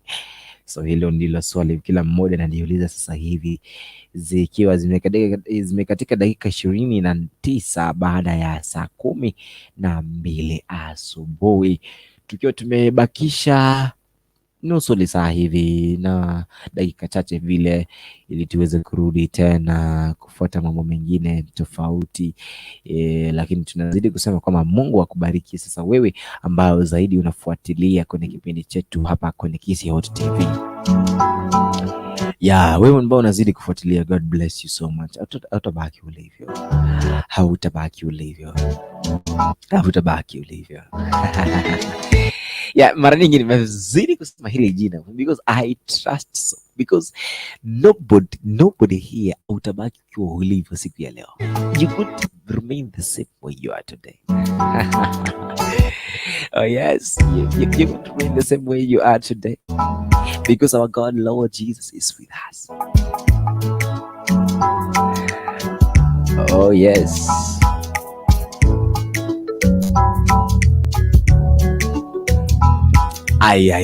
Alright, niweze kuingia pale. Bernard Onunga nilimuona pale akifuatilia, lakini sasa hivi sijui ametorokea na wapi. Lakini it's okay. It's okay, tunazidi kufuatilia. Sisi jibao tuko hapa, tunazidi kusonga, inakuwa ni nzuri na nzuri sana. Haya, tuweze kuingia iliweze kudokezea kile ambacho tutakuwa tunapanga kwa mpango wetu siku ya leo kuhusiana na masuala ya Thomas Isabo Kinana anasema kwamba bwana from Dagoretti South watching live. Happy Sabbath to my lovely wife Jacqueline Machoka, Gladwell, Flavia Kirubu, wote wako wa Thika area. Thank you so much Thomas Isabo. Isabo jina tamu sana. Nakumbuka kama kuna mtoto mbaya, kuna kijana tulisoma naye tukiwa pale nikiwa class 4 by the way. Nilisoma pale Canberra Academy. Nilisoma pale na ndio Canberra ni kitambo, ule wakati ilikuwa ni namna gani, njia nyingine tofauti. So nilisoma pale, kuna ndugu alikuwa anaitwa Isaboke pale. Kwa ni pale Kiuri. Alright. Hiyo inanikumbusha kama sijafuatilia watu wengi. Thank you so much. Naona mtu fulani hapa anajiita Embarambamba. Hebu tuweze kufuatilia ni nani huyu. Embarambamba. Embalagwisho. How are you bwana? I am very fine. You are very matching. Uko namna gani ndugu yangu? Niko poa. Naelekea Mombasa mkutano fulani. Niko kwa SG Hall. Na ni ukweli nilisikia kwamba leo uko litimu gospel. Hapana. Mimi najua natembea na kanisa yoyote kwa sababu kila kanisa hii Kenya naendanga. Sio kuna mkutano pale, sijui ni lini, sijui ni wapi, lakini nilisikia kitu kama hicho. Kesho nitakuwa Nairobi. Nairobi? Saa hii naelekea Mombasa, kesho ni attend mkutano wa timu hapo Nairobi. Kwa hivyo uko SGR ndani sana. Naelekea huko. Wewe bwana ni mtu mzuri sana, na by the way nimekupata leo, hata nilikuwa natafuta namba yako sana. Sijui sasa tupe namba yako kwanza. Wewe ni mtu mzuri sana, lakini umeenda missing sana, lakini leo ni vizuri umepatikana hapa. Namba ya simu ya Embalambamba ni 07. Wacha kwanza bwana, unaenda haraka kwani sisi tumepata. Wacha niambia mtu tafuta namba ya simu, tafuta simu, weka vizuri. Haya, 07 2620 42 82. Yo akarukunga Embarambamba. He's Embarambamba man from Kisii. Yani anasema kwamba yani arocho tole kile.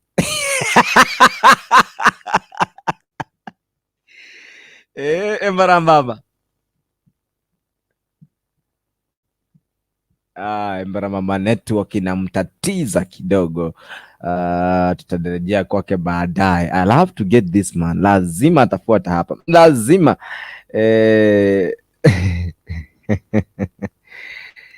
Leo najua nimetatizika kama leo kumeenda namna gani, lakini akirudi nitarejea kwake. Naona kwamba Naomi anasema kwamba I'm tuned in and as I follow the show kabisa. Wewe Mbamba, we subscribe for you but you don't for us. Sijui namna gani tuinuke pia. Alright. Nana so Thomas isabu kwa tabagali nga I'm not used to Kisi. I'm saying Dagoretti anasema kwamba from Dagoretti please South please salimie Mbarambamba sana and ask him he's going to do a collab with Bahati na wengine just ask him. Alright, amekauka. Yes, anasema Jamshepur Wambu. This is not Kurukuntu, this is Isaac. Yes. Yeah, thank you so much. All right. Kama uko hapa ilikuwa ni by the way, let me just have this lady. Leo anaitwa Delma. Good morning. Good morning, Chum. Uko sawa? Niko sawa kabisa, nashukuru Mungu. Leo by the way, mbona mmelala sana namna hii? Naona hayako sawa. Hujalala enough sleep leo? Nilichelewa kulala. Ulilala saa ngapi leo? Saa 10. Saa 10. Ndio kumaanisha kwanza haujalala, tuseme haujalala tu.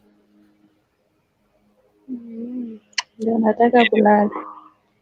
Yaani tupe ya Saudi. Kwa hakuna neema, bali tu tunashukuru Mungu kwa kuwa tumeona siku ya leo.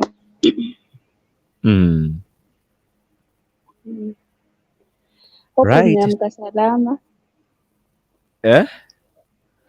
Hope umeamka salama. Ya, nimeamka salama, nashukuru Mungu sana. Mbona Mbarambamba ameenda? Si angetuimbia wimbo moja? Ati? Si angetuimbia, mbona ameenda hivi? Ametoroka, lakini nataka nimtafute tumulete hapa. Very soon nitamfanyia interview. Very soon. Hiyo hata si ngumu. Napenda hiyo wimbo yake sana. Doje na tore kile.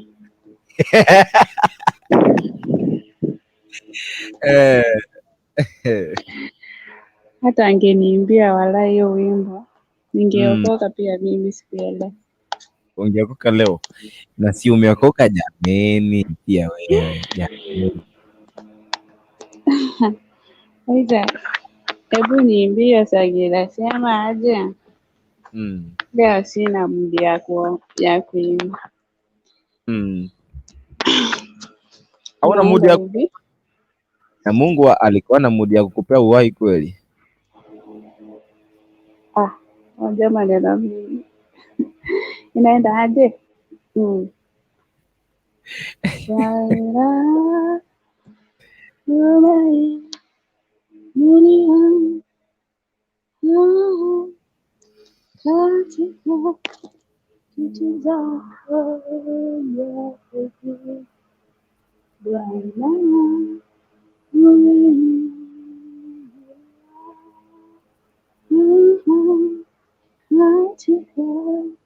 Kitu chako cha wengi.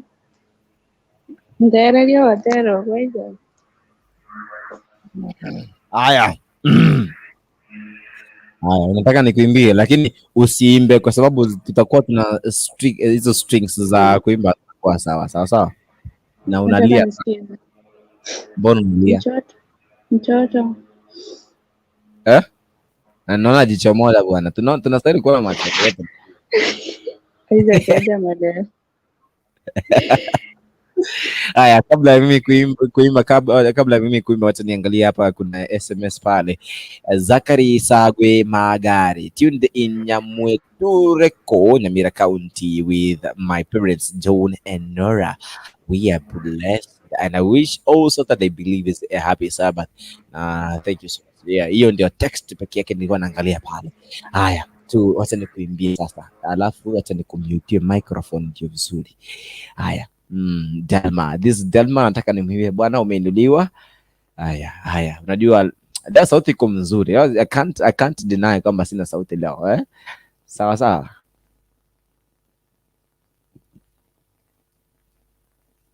Haya. Haya. Wacha nianze.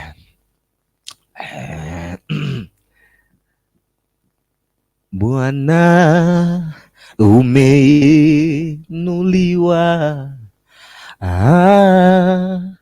katika kiti chako cha enzi. Bwana umeinuliwa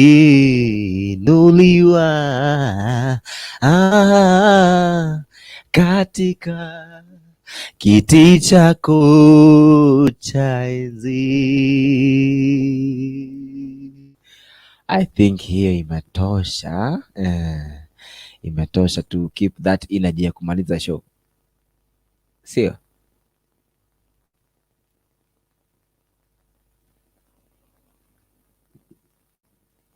Unmute hiyo mic yako useme.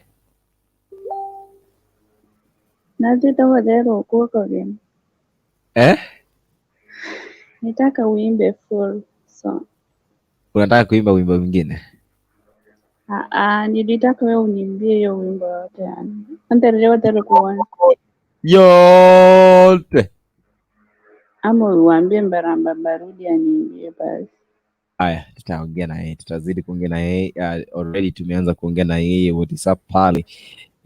Nitamleta kwa group yetu pale. Si unajua watu ambao mna follow team Sifa pale. Itakuwa sawa. Anyway, ni sawa.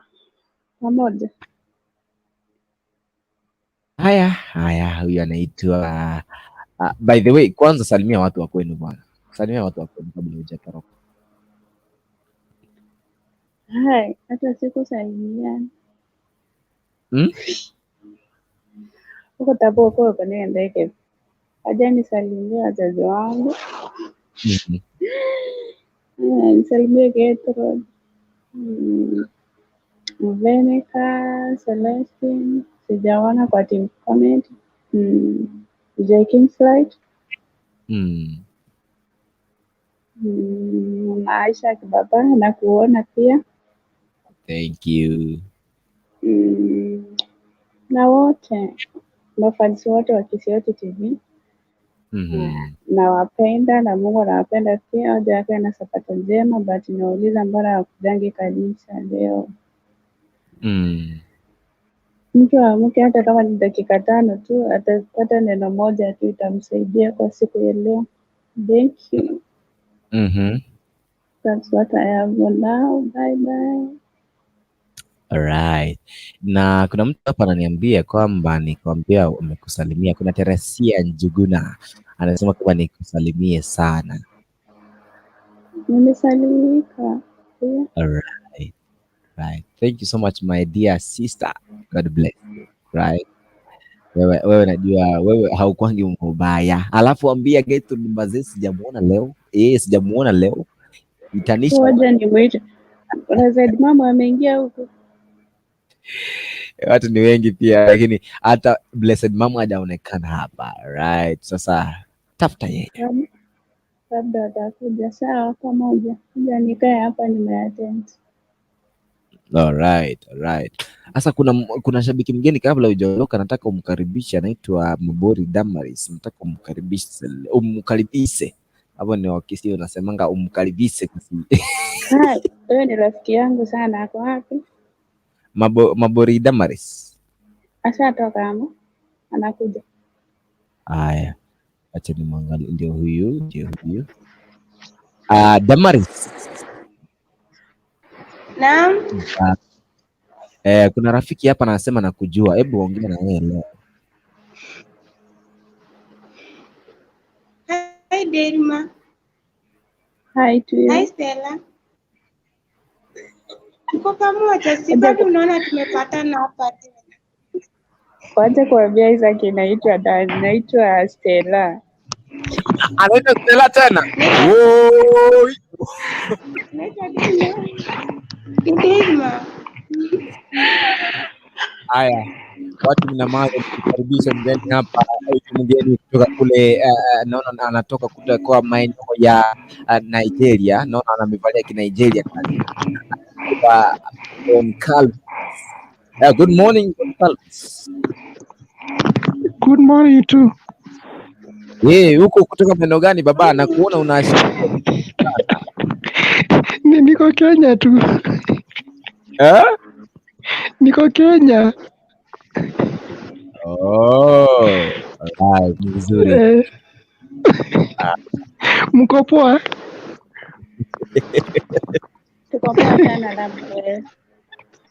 Alright, sasa tuko Delma and Mabori. Let's get back to you. Hebu tuliana hadi salimiana. Tukiane kila la heri ya leo, alafu mambo itakuwa vizuri. Damaris. Naam. Dama, na kiangi na yan. Naam. Mambo. Ni Delma. Ni Delma. Huyu nani yako na kelele anaitwaje?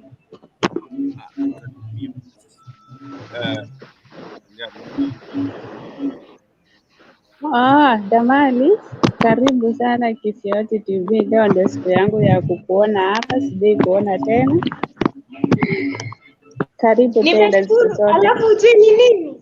Nimebaraka sababu kuna rafiki yangu akaniambia Dama, kuzi unionyeshe vile ninaingia kwa show. Nikamuuliza ujue, akaniambia hapana nionyeshe. So nikumuonyesha nikapata nimeingia na jina langu but nitambadilishia. Kwa hivyo uliingia na visa? Niliingia na jina la Trisha but nitambadilishia ndio next time itakuwa easy kuingia. Yeah, it's okay. Thank you so much my good ladies. Delma, leo unaitwa Delma, nimesikia tena unaitwa Stella. Akiye so motolia bwa watolia. Thank you so much. Haya. All right, let me just say goodbye. Wacha nikwambie Stella ni ya gikundi, si ya hiyo lazima tuongee inbox tujue kuna shida gani na majina yako. Sawa, goodbye. Damati, karibu tena siku nyingine. Na huyu anaitwa Jio, jina yake ni ngumu, siwezi soma. Asante sana. Na make sure tafadhali Mabori data tunapata namba yangu. Sikia Delma? Nitampea. Yes, nitakuingisha kwa group, itakuwa vizuri. Haya, thank you so much. Wacha niangane na hawa dada zetu alafu niingie kwa Gon Calvis pale. Right. Thank you so much. Tunataka tuondoe hao watu wawili lakini tunarejea kwako Gon Calvis. Yako wote alafu unaongea unatoka wapi na tunaendelea na mambo yetu. Papa, habari yako? Nzuri sana.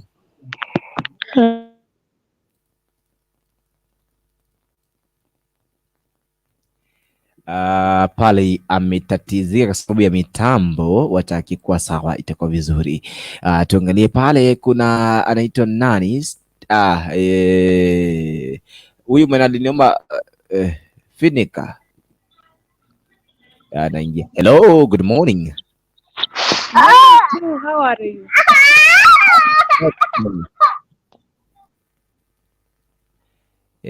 Mtoto anatatiza pale lakini atakuwa akizungumza na sisi, itakuwa ni vizuri. Alright, already yako kwa mitambo, so nitarejea kwake pale. Wataki unmute.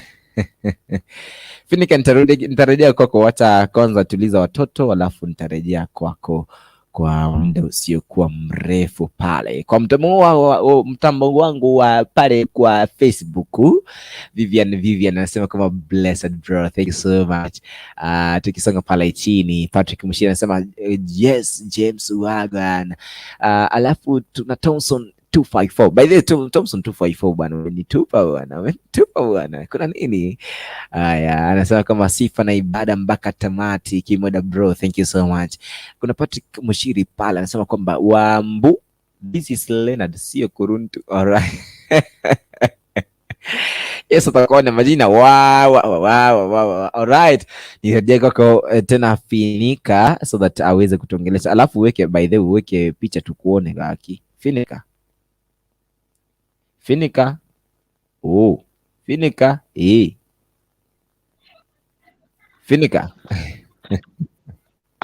Yes. Habari ya asubuhi. Good morning. Salama sana. Kumau. Ati nini?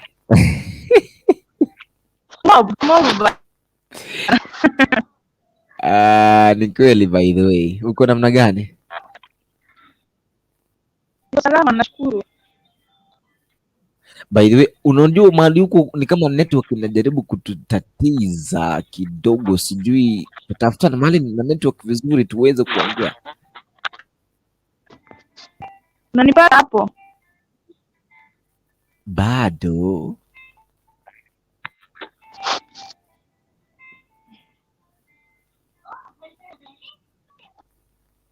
Right, just unaweza kuongea kwa sababu sijasikia kisumbua. Right, ametoweka pale lakini sija kutupa. Alright, thank you so much. Thompson, kama ujanitupa iko sawa. Gon Calvins. Hey, yes, niko mambo. Poa sana. Nimeshukuru kwa kunikaribisha show. Kwani Ebara baba kwani ameenda wapi? Ati nini? Ebara baba kwani ameenda wapi? Nani? Ebara baba. Embarambamba is coming kwa sababu alisema kwamba SGR imkubali yeye kuonekana. SGR inamsumbua kwa sababu anapita mahali network mahali ndio wako weka network vizuri. Sasa nilikuwa na swali kwake.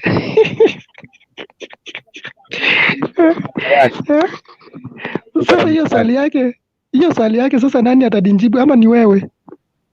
Alright. Sasa mimi nilikuwa nataka kumuuliza aje.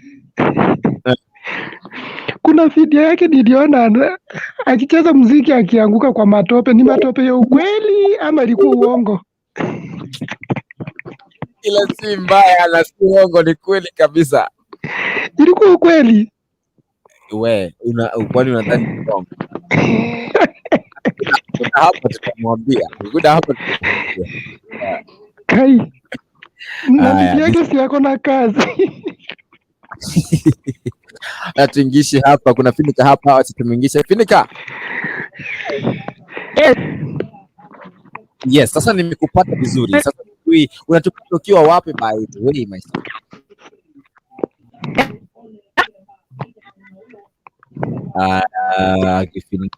Kifinika siku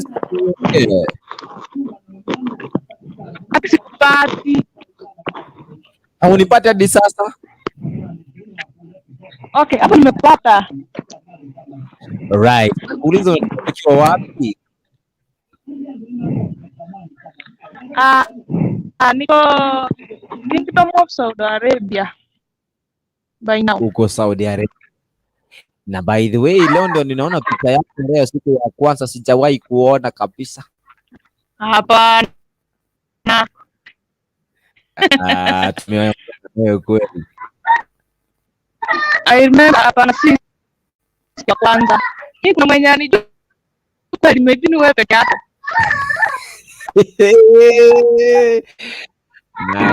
Haya tu. So nimeingia na Finika. Sasa what I need you to share with us anything ambayo uko nayo leo so that ikuwe vizuri. Finika ni kama anatatizo na watoto jamini, watoto mnatatiza Finika ga Yesu motolia baba tolia. Thank you. Anyway, Gon Calvis, naomba tu uweze kusema moja mbili tatu kabla tujaenda kwa masuala mengine pale. Mimi nilikuwa nataka uniimbie wimbo moja, na sijui kama unaijua. Ati nini?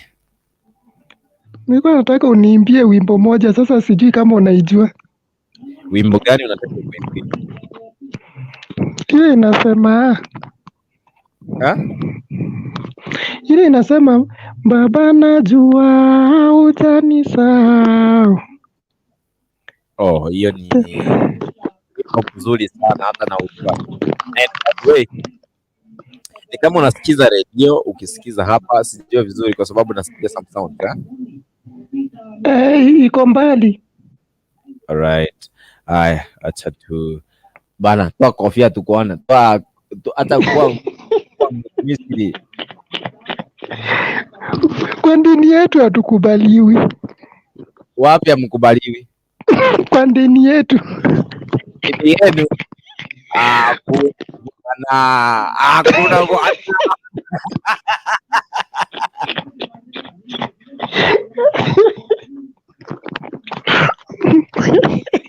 hakuna bwana. Ni ukweli.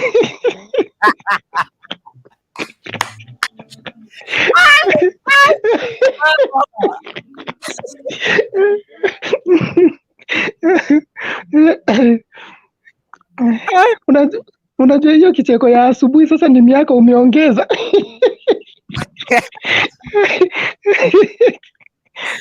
Hautaki kuonekana my friend. Hautaki kuonekana. Hapana. Na sisi unaniona? Sijaona vizuri. Ama umeweka dread bana? Umeweka dread? Hapana, sijaweka. Umesonga na hatujui bwana. Leta tuone kama umesonga.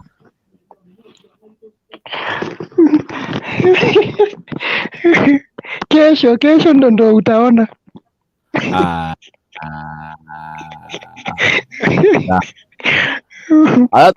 Hata vitu hapa tusikie vile atakwambia kwa sababu mimi umenishinda bwana. Umenishinda bwana. Finika. Mwambie Finika akuje. Finika sasa umenipata? Nakupata. Kani konkalfi. Ndio koko tuweromo tu singa tamba. Tataka.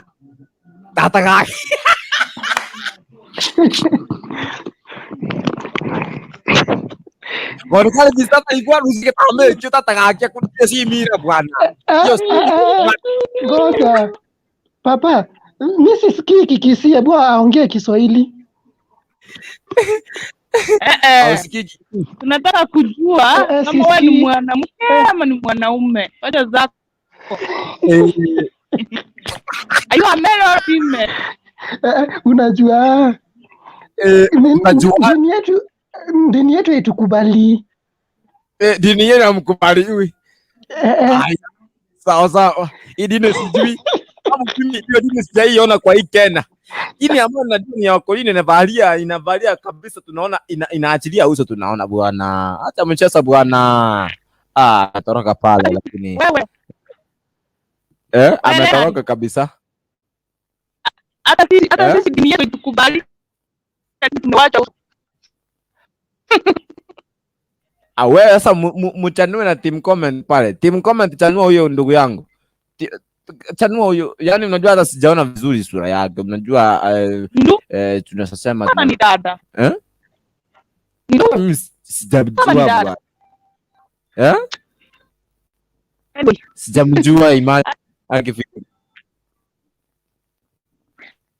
Hata kwa na hiyo sasa hiyo ni yake. Haya. Sasa ni kama Finika pia aki nini yako mtambo wako unasumbua. Tatu. Lakini acha nikuvumilie kwa leo. Nini inasumbua leo? Nini sauti yako isikiki sana. Hapo unanisikiza? Haya, tafuta network nitarejea kwako. Alright. Sasa Thompson anasema kwamba ni matope real, si uongo. Nilikuwa naulizwa na yule ndugu yetu sijui ni namna gani. Lakini anasema kweli hiyo ni dini iko juu, tunaona tu sura apati kichwa. Alright. Delphi nasema kwamba leo show iko moto sana hadi nimeona embarambamba. Haya sawa tu. No. Ndume jike nini bro? Haya, Finika sasa amerudi, sijui kama network imekuwa vizuri. Finika. Yes. Asa network imekuwa vizuri sasa hapa. Nataka utuimbie bwana. Uko na sauti nzuri bwana, uko na sauti nzuri. Tarango. Okay. Sasa namsalimu katika jina la Ati? Asalimu jambo. Sijasikia vizuri. Hujambo. Hatujambo bwana. Anyway.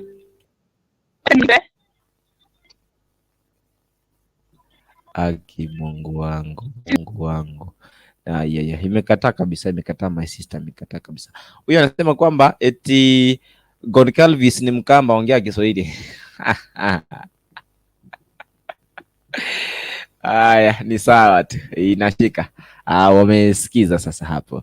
Alright, inakuwa ni vizuri sana. Thank you so much. Nataka niende kwa lile jambo ambalo ni la kweli, ambalo lazima tulitekeleze kila siku na kila wakati, ili kama kuweza kutimiza yale ambao tuna my aunt anasema kwamba aunt Dolphin anasema kwamba you are fuata sana hii show kutoka pale Nakuru. Najua tangia nitoke Nakuru miezi mitatu imepita, tangia mwezi wa 4 mwezi wa 5 pale. Nimekuwa mwezi wa 5 hapa Kisii 6 7, sasa tunaelekea 8. Ananiambia kwamba nafuata sana. Unajua nilipokuwa pale Nakuru kwa ile radio nilikuwa actually ni Mungu. Ni Mungu. Sasa by the way, kwa wale watu ambao hamjanijua bado, nashindwa because sieti nashindwa, nashangaa. Nashangaa because anyway it's okay. Kwa wale ambao mnazidi kufuata, God bless you, na kwa wale ambao mko mbali, naomba kwa Mungu asaidie. Thompson 254 anasema kwamba pole sana to man sango fresh boy Rikindi lost his grandma. Grandma, pole sana. Chani ambifi nikasalimia watu because sasa akiimba na sauti na katika itakuwa ni ngumu. Sasa Finika, ukiingia hapo unaanza kusalimia watu immediately ili kwamba waweze kukupata, kwamba wamepata salamu zako hapa Kenya, because huko Saudi mazetu tumewamiss. Yesu kukue moja kose. Hii ni lugha ya Kisii, tunasema kama kikiwa Christmas watakuja hapa Kenya bwana. Unajua tumemiss hao watu, hawakujangi Christmas. Wao hata siku ya Christmas wanafanya kazi. Finika. Salimia watu hapa bwana. Okay, wote nikusalimie wewe. Kwanza jambo. Hapo unanipata? Au siki. Aki wewe siko baya. Leo lazima nitakungo kuombinde gaya akili because sikusikii kabisa.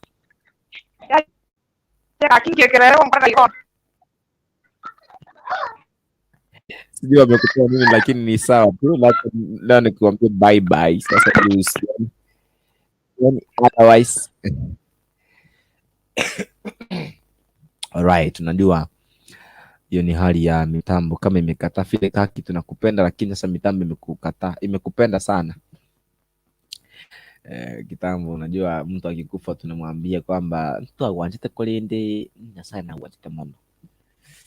Anyway, very soon. Anyway, let me just try to give you some details kwamba mwaka huu this August, mwezi wa August ambao unakuja hapa mbele, tumepanga tuwe na worship experience ambayo itakuwa live kutoka kanisa fulani, ambayo nitakwambia baadaye. Tukifika mwezi wa August pale tutakuwa tunakwambia, but itakuwa ni live worship experience, itakuwa lively kutoka one of the churches in Kisii town, ambapo tutakuwa na worshipers watakuwa pale wanakujia live kabisa bila shida, bila anything, watakuwa wanakujia live kabisa. Yes, Veronica Gesare ndio nimeona kwamba anasema kwamba kahujambo kwa Veronica Gesare, by the way. Sijui haya thank you. So tutakuwa na waimbaji wa hapa the local gospel artists pale, mfano tuko naye acha niseme majina hapa, acha niangalie hii document inasema namna gani kabla sijana kwa topic of the day ya kumalizia show.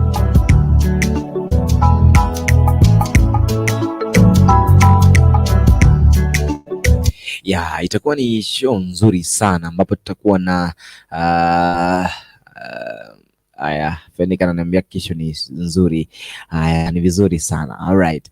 So tutakuwa na those ambao ni wa hapa manyumbani, mfano tuko naye Spidix Umurua atakuwa one of the ministers wakati huo. Tutakuwa naye Benabi, tutakuwa naye dada yetu na Sarora, tutakuwa na MC Vicky, tutakuwa naye Ben, na kuna mwingine ambaye I'm about to know kama atakuwa the well about, nitajua, lakini nitajua kama atakuwepo. Itakuwa ni vizuri, itakuwa ni nzuri sana.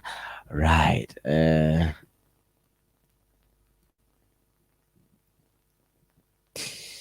Right.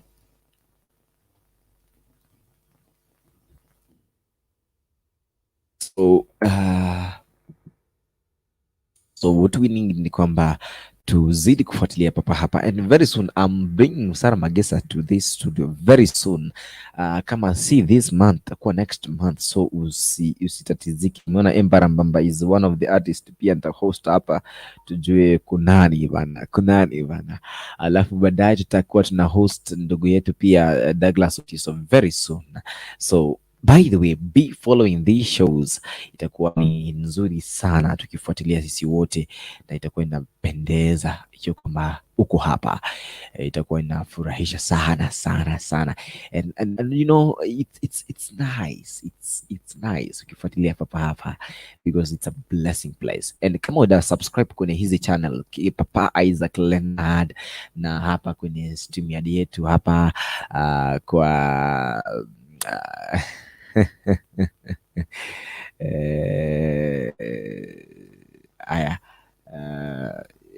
right. Na hapa kuna message imenitatiza kidogo. Fendinga amesema kwamba Sabbath, happy Sabbath to all the Adventists, enjoy your Sabbath. Alafu anasema kwamba Isaac, kwani kwa David ananisumbua hapa, ananiambia Isaac banze, kwani leo hakuna kutuimbia? Salimia my girl Pinika. Alright, tutaona kama tutaimba. Na by the way, my M-Pesa number Delphine, kwamba my M-Pesa number ndio kwa screen bwana, yani uangushe kitu ndani ianguke. Alright. Haya, tukisonga pale, naona watu wanafuatilia kwenye kitufe changu cha Facebook. Watu ni wengi, Don Pichito na pia Frederick na watu wengi. Dini Wochumi Toto anafuatilia kutoka pale Nakuru. Ndiposa ndio nimeona vizuri because ataona pale iko sawa. Sasa tuko sawa. Alright, tukusonge pale kwa sababu tunataka tusome neno leo, na sijaona wale watu wa kwangu pale wakinifuatilia, wale watu wa Gmail bwana, mlienda wapi nyinyi wote? Sijaona mtu hapa bwana, sijaona mtu. Haya, nataka tuzidi kwa neno la leo, neno kuhusiana the judges in where in the blessed land. Thank you so much for that like. Huyu anaitwa nani? Thomas Muturi Mungai. Amesikia nikisema hivyo tena amecomment, tena ametuma, tena amelike. Thank you so much Thomas Muturi Mungai. That is my fellow colleague pale tulipokuwa kazini. By the way, mimi nilifanya kwa shoe company. I can't deny this. Nilifanya kwa shoe company, nilikuwa nabeba, kuna trolley tulikuwa tunabeba. By the way, watu kutoka mbali. I think it was last year January February pale nilibeba trolley na beba na viatu my friend. Nakumbuka hapo ni wakati nilikuwa nimeexit shule. Sasa nilikuwa like sina job, sina anything.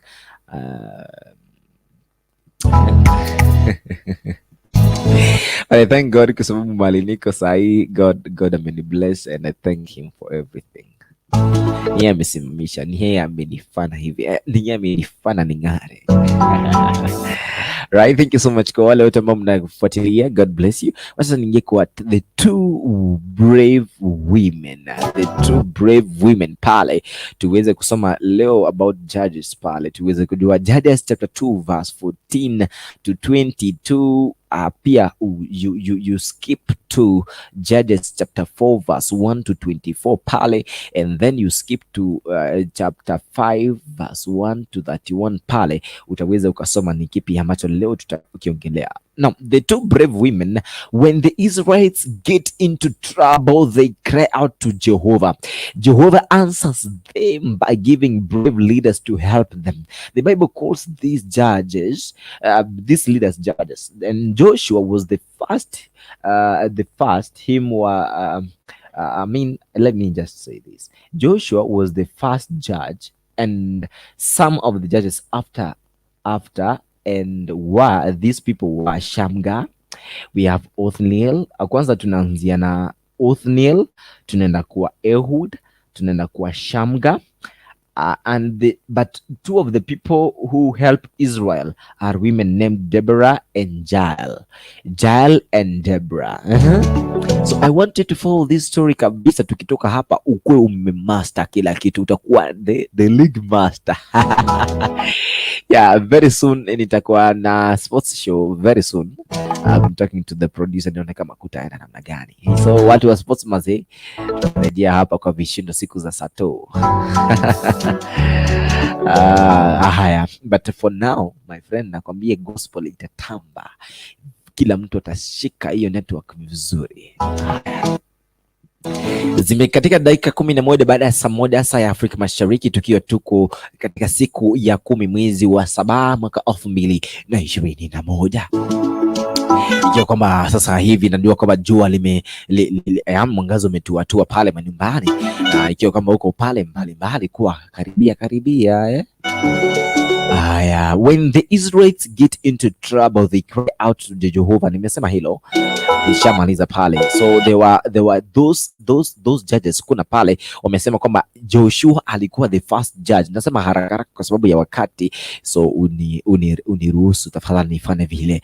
Kwa hivyo kuna pale kulikuwa na judges, kuna Joshua, kuna Othniel, kuna Ehud, kuna Shamgar, kuna yule mwingine anaitwa, wale ambao ni kina dada, kuna yule ambaye anaitwa Deborah na Jael. So Deborah is a prophetess. So Jehovah gives her information about the future, and then she tells the people what Jehovah says. So Deborah is also a judge. She sits under a certain palm, come to her and get with their problems. And hapa tunataka tushike vizuri. Kuna judges in Israel. Sasa judges pale Israel, leo tunaongelea about those ambao ni wenye nguvu pale Israeli. Unashika pale. Alright, kama unashika ni vizuri tukisonga. Haya, so tunaambiwa kama at the time Jabim is the king of Canaan. Canaan ilikuwa na yule ambaye ni king ambaye anaitwa Jabim, the king of Canaan. He has 900 war chariots. So his army is so strong that many of the Israelites have been forced to become servants of Jabim, the chief of King Jabim army of Sisera, right? Yeah, na kumbuka kuna place fulani pale na mira inaitwa Sosera. Yeah, but hapa ni Sisera. So one day Deborah sends for Judge Barak and tells him, Jehovah has said, take 10,000 men and lead them to Mount Tabor. There I will bring Sisera to you and I will give you victory over his army. So hapa Mungu anaongelesha huyu mtumishi wa Mungu ambaye anaitwa Deborah kwamba ataleta ushindi kwao, kwa sababu ataleta wale watu ambao ni wa Sisera pale wataweza kuuawa. And then Barak tells Deborah, I will go if you too will go with me. Deborah goes along and she says to Barak, you won't get credit for the victory because Jehovah will give Sisera into your hand of into the hand of a woman, and this is what happens. So Barak goes down the mountain Tabor to meet Sisera's soldiers. So tunasonga pale chini, nasema kama suddenly Jehovah causes a flood and many of the enemy soldiers are drowned. But Sisera gets off his chariots and runs away. After a while, Sisera comes to the tent of Jael. She invites him in the inn and gives him some drink. This makes him sleepy, and soon he is fast asleep. So the Jael takes a tent pin and drives it into this bad man's head. Later, when Barak comes, nataka tu nimalize haraka haraka kwa sababu wakati haupo. You know, hizi vitu zinataka haraka haraka because nilianza hapa saa 11:20. So lazima nitumie wakati wangu vizuri. So itakuwa ni vizuri sana. Alright, so Jael, she invites him pale. So Barak comes and shows him the dead Sisera. So you can see that Deborah said what Deborah said come true. So kile ambacho Deborah alisema kilikuja kikatokea, and then finally King Jabin is killed too, and the Israelites have peace again for a while. So ilikuwa ni a short story about these things. You know, you need to have these stories intact, in lazima zikuwe placed kwako siku zote, na itakuwa ni vizuri sana. Yeah, thank you so much kwa wale wote ambao mmezidi mkifuatilia tangia tulipoanza windi wa saa 11 dakika 20 hadi sasa. Nimebakia dakika 4 tu niondoke kwenye studio. Right, thank you so much kwa wale wote ambao mnazidi kunitembelea hapa. Naona jumbe zenu ni nzuri, zinafurahisha. Right, sasa nataka tu nimalizie nikisema hivi: siku zote Bwana shukuru Mungu, siku zote Bwana mkubali Mwenyezi Mungu, siku zote Bwana jua Mungu yu atatimiza lile ambalo ni ahadi la mioyo yetu. Hebu angalia watu ambao mmekuwa mkifuatilia kwenye eneo hili. Right, nifuatilie hapa, nifululize watu ambao mnatufuatilia hapa. Kuna mmoja pale anaitwa Abi Mungibu. Thank you so much. He was my captain when I was in school and still sijui ako wapi, lakini I know is there. Dan Oigara was my classmate tukiwa pale Suneka. Yes, so kuna watu ambao wananifuatilia. Thank you so much. Niliwaambia mimi nilikuwa baba la baba pale nikiwa high school. Nilikuwa natambulika sana. Morini Kefa, you anafuatilia sana. Thank you so much. God bless you. Enoch from Enola Suneka, God bless you so much. He was as well my schoolmate, alikuwa nyuma yangu. Yeah, thank you so much. Thank you so much. Nishatangulia kusema kwamba Auntie Divina, you anafuatilia sana. Thank you so much. Joshua Omweri, thank you so much for following. Mr. Dipon, Triza London. By the way, Triza alikuwa na Mabori Damaris. Later nitakuja kwa Mabori Damaris ili aweze kumaliza kunjia jambi hili kwa maombi. Yes, kuna pale Haji Alex anafuatilia, thank you so much from Kakamega. Right? Yeah, thank you so much. Damaris from Ikonge, thank you so much. Susan Ondoro from down there, embassy down there. Na Sarura, thank you so much kwa kufuatilia. Kuna Deno, kuna Florence kutoka eneo la Jogoo, kuna Benjamin, kuna Caleb Sporty. Caleb Sporty bana, I'm coming for breakfast leo. I'm coming. Kama uko town, I'm coming for breakfast bana. Haya, kuna Naomi Gesson, so you anafuatilia, hata amecomment pale kwa Facebook yetu, comment kwa YouTube yetu pale. So ikiwa kama hujanishika pale, ikiwa kama unanipata pale, ingia kwenye WhatsApp ya kwangu tuweze kuongea. Ikiwa kama hujaingia, itakuwa ni vizuri. Namba yangu ya M-Pesa, yani paybill, M-Pesa, kila kitu pale iko pale. Haya, Naomi anasema kwamba have a blessed day Papa Isaac, nagotea wote watu wa pale Suneka. Thank you so much. I will have to say hi to them. Kabisa. God, thank you. Thank you my sister. So narejea kwako Mabori, because I'm ending my show right away. Nataka utuombee, nataka uingie uweke screen yako tukuone picha, ili kwamba uweze kutuombea this time. Mabori, unanipata pale? Ikiwa unanipata pale, nataka tu kuona ukichange pale na niingie kwako right away. Mabori, ikiwa kama uko pale, tafadhali weka picha, nikikuingisha kwa studio, ikiwa kwamba umeweka picha pale. Ametoroka tena, ametoroka. Anakuja baadaye. Haya, kama anakuja baadaye itakuwa ni vizuri. I want to thank you kwa wale wote ambao mmezidi kufuatilia hapa. Mimi sina la ziada ile kukutakia kila la heri. Wiki kesho tutakuwa tunaongelea mambo mengi mazito, mengi sana. Mabori naona amerejea sasa, atakuwa nimeka picha yake vizuri. Yeah, good. Oh yes, she's there. Haya.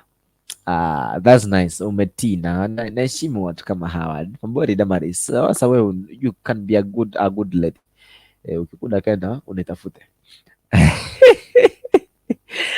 Haya, watu wa pale, watu wanafuatilia. Naomi pia naona amefuatilia pale, naona ameingia. Naomi, weka picha, nakuja kwako kabla ya bibi kutabatisha. Sijui mbona shida inanisumbua na mafua pale. Mabori. Naam. How are you? I'm fine, thank you. Show imekubamba, imekuwa mbaya nini? Hatujajua. Yaani mimi show iko tu ngangari. Ile tu nimetulia hapa bana, ningoje Mbarambamba nikamuone uso kwa uso. Anakuja bana. I think tutakuwa na yeye. Maybe acha tupane maongezi alafu tujue kutanaje.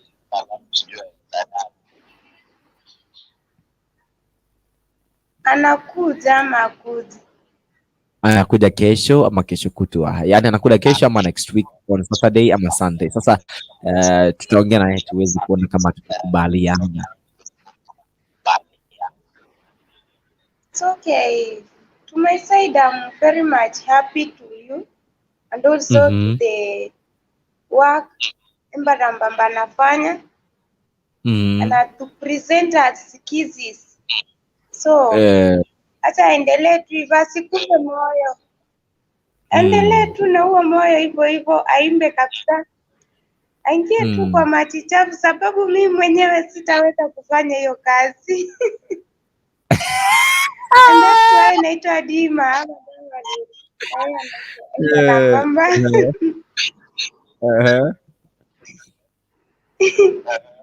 I'm happy. Yaani nakuwa tu na furaha ninapomwona anaimba tu. Yaani Mbarambamba. Alafu pia na kina Fiki nao wanaimba vizuri. Yaani mimi napongeza waimbaji wote, akina Feni Kerubo. Wanaimba tu vizuri, wanapoimba huko na tunaposikiliza nyimbo zao. Yaani tunabarikiwa tu hapa nje. Kabisa. Mama yetu anaitwa aje? No, mama yetu mwimbaji. Mama yetu mwimbaji. Wenye wanaimbanga na kina Feni Kirugo. Kuna mama mwimbaji najua ni Rebecca.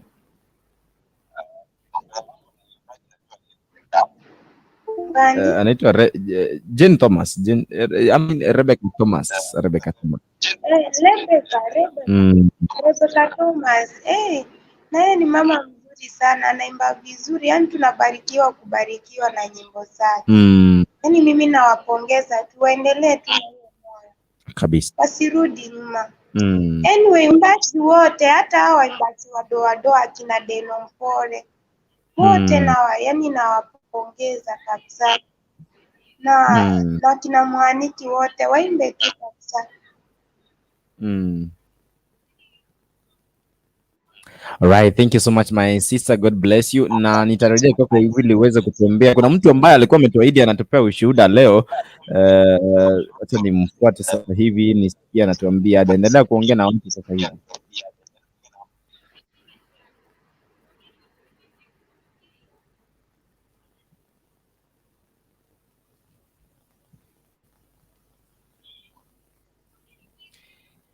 hivi.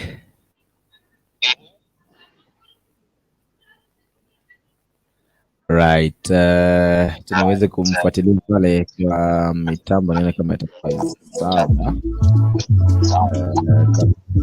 Sawa, itakuwa vizuri tukifuatilia pale.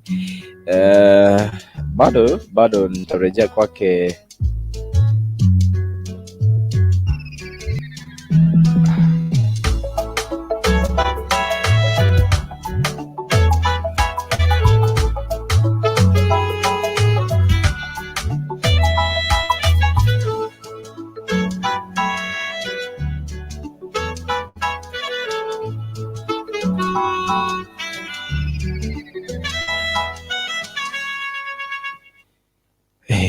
Iko sawa, bado tuko sawa, bado hatutatoka.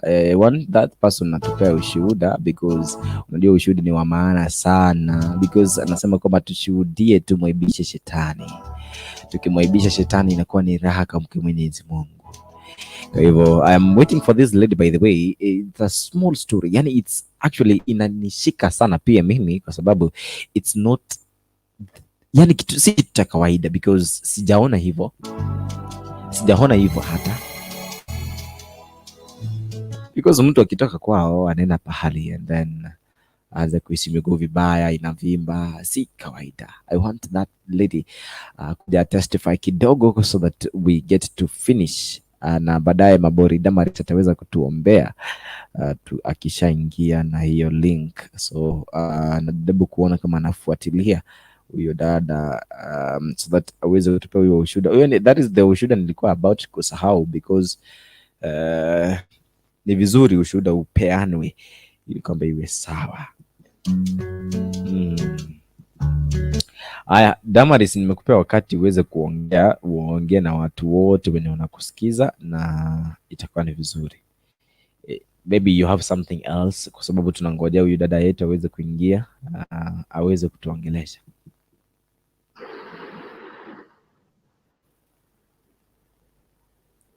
Jesus is the winner one. The winner one, the winner one. Jesus is the winner one. He wins forever. Jesus is the winner one. The winner one, the winner one. Jesus is the winner one. He wins forever. Satan is the loser one. The loser one. Satan is the loser one. He loses forever. Satan is the loser one. The loser one. Satan is the loser one. He loses forever. So, let's know that in this life that we are living,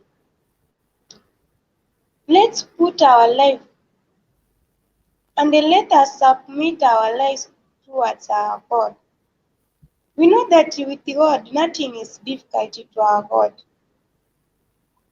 And let us know that when we pray to our God, let us trust and hope and a belief that in whatever we have asked our God is going to answer our prayers. Na hakika katika haya maisha ambayo tunaishi, shetani anapoona unatenda yaliyo mema, ama shetani anapoona unainuka tu kidogo, yani hataki, anakushikilia. Lakini wacha nikwambie jambo moja, tusikufe moyo katika maisha haya,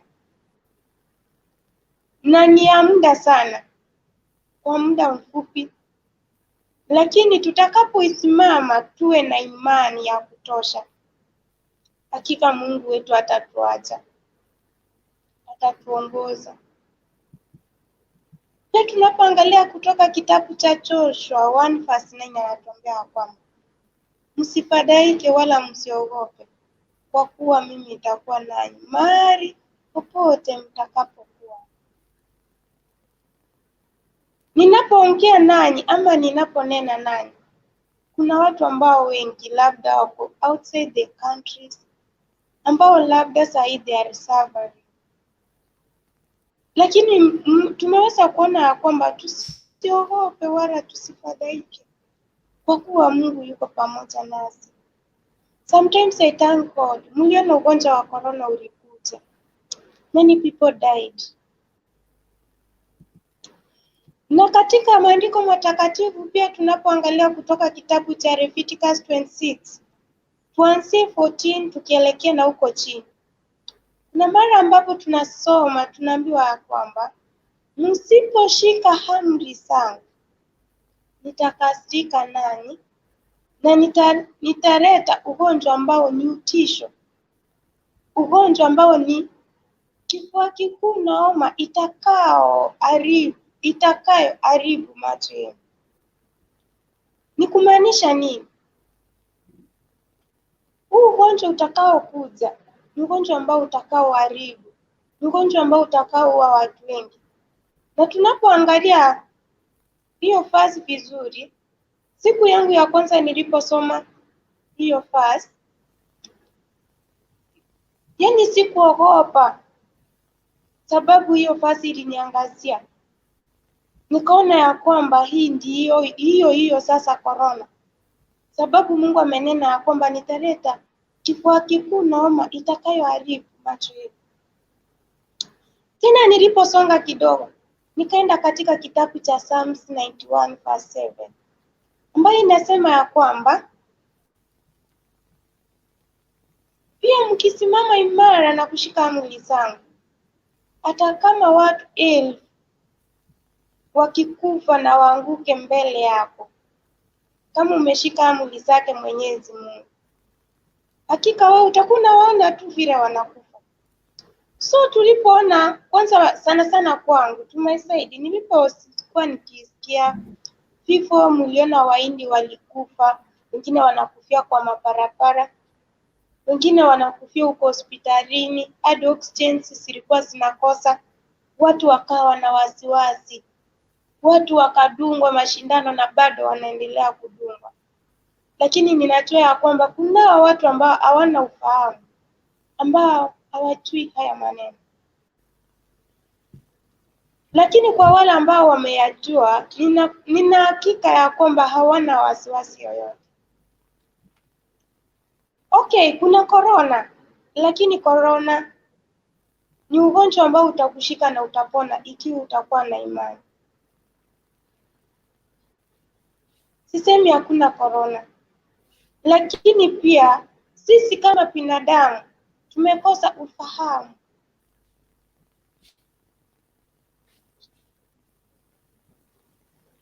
Sijui tutafanyaje ili tuweze kupata huu ufahamu, ili tujue ni nini tunafaa kukifanya.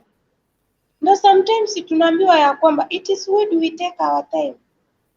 Let us spend our time the way we spend to use our phones every day, every time and then, so that we can use it to read the Bible. In fact, Biblia ni Biblia ambayo iko na mambo mengi tena mazuri, na utakaposoma na ufuatilie vizuri, hakika utaishi vizuri, hata utakuwa na wasiwasi. hata utaona watu wakiteseka. Na wacha niwaambie pia, njaa imenenwa katika Biblia. Njaa itakuja ambayo itaua watu.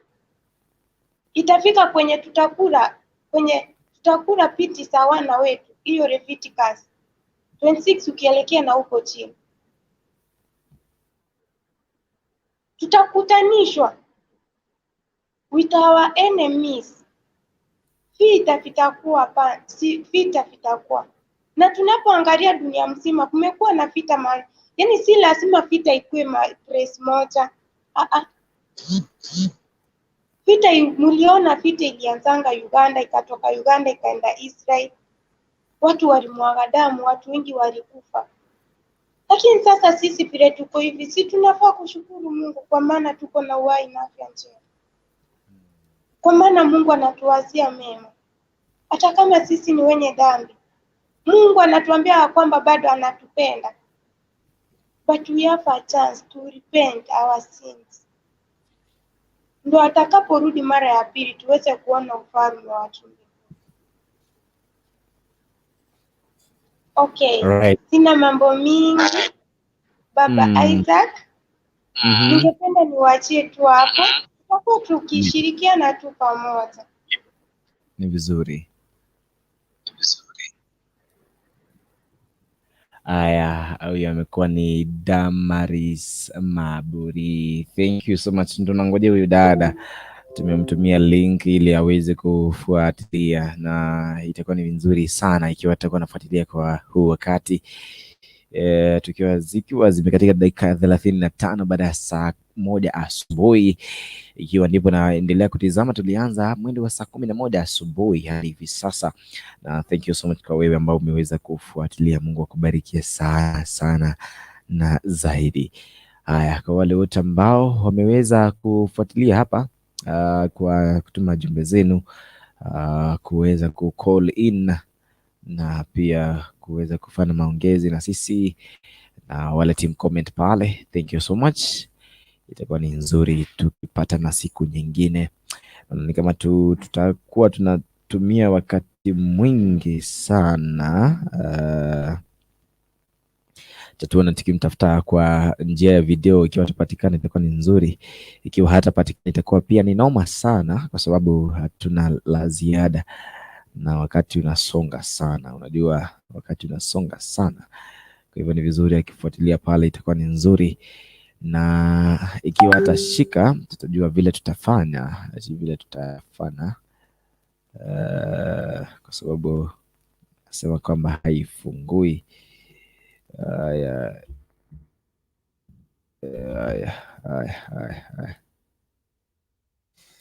Sawa. Sababu imekuwa tatizo pale, sijui tutafanya namna gani. Kwa tatizo kufuatilia pale, imekuwa tatizo. Sasa sijui tutafanya namna gani.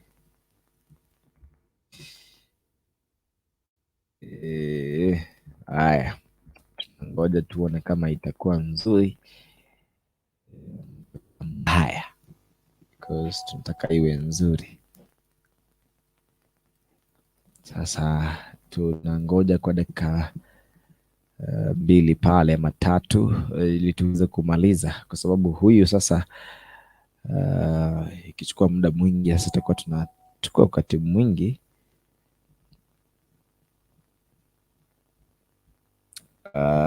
Tunamwambia kwamba jaribu hii ambayo tumeweka pale itakuwa nzuri sana.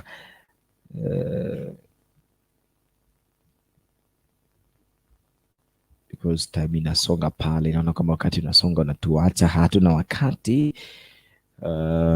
Tumezidi hata wakati wa kukua hapa, lakini tunangojea ili kwamba aweze kuingia pale ili tuweze kujua cha kufanya. Itakuwa inafurahisha. Haya, itakuwa nzuri. Right. Haya,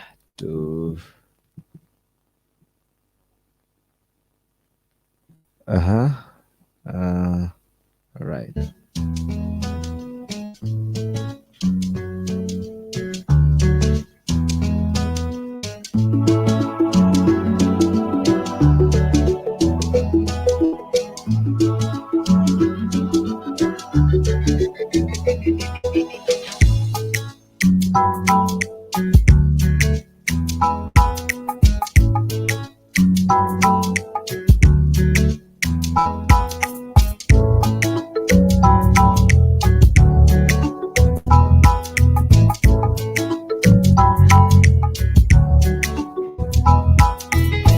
hatutatazizika tena kwa sababu mambo yako shwari sasa. Mambo yatakuwa shwari in a short while, ili kama tuweze kujua kutana namna gani, but just follow right here. Tumebaki dakika 5 pale ili tuweze kuondoka papa hapa kwenye Kisi Hot TV. Uko na mimi Papa Isaac Leonard. Ni wakati tunangojea shuhuda ipambe moto papa hapa, ili kama tuweze kujua ni yapi ambao Mungu amefanya juu ya maisha ya mtu wa Mungu hapa. Na hiyo itakuwa ni nzuri sana. Masi Bosbora anasema kwamba anasema kwamba good morning family. Good morning to you Masi. JK Pala anasema kama JK morning and song Titori Novo menye.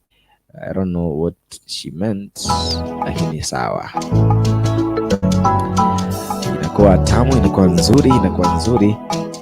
Tunangojea pale ili tuwe sawa kabisa.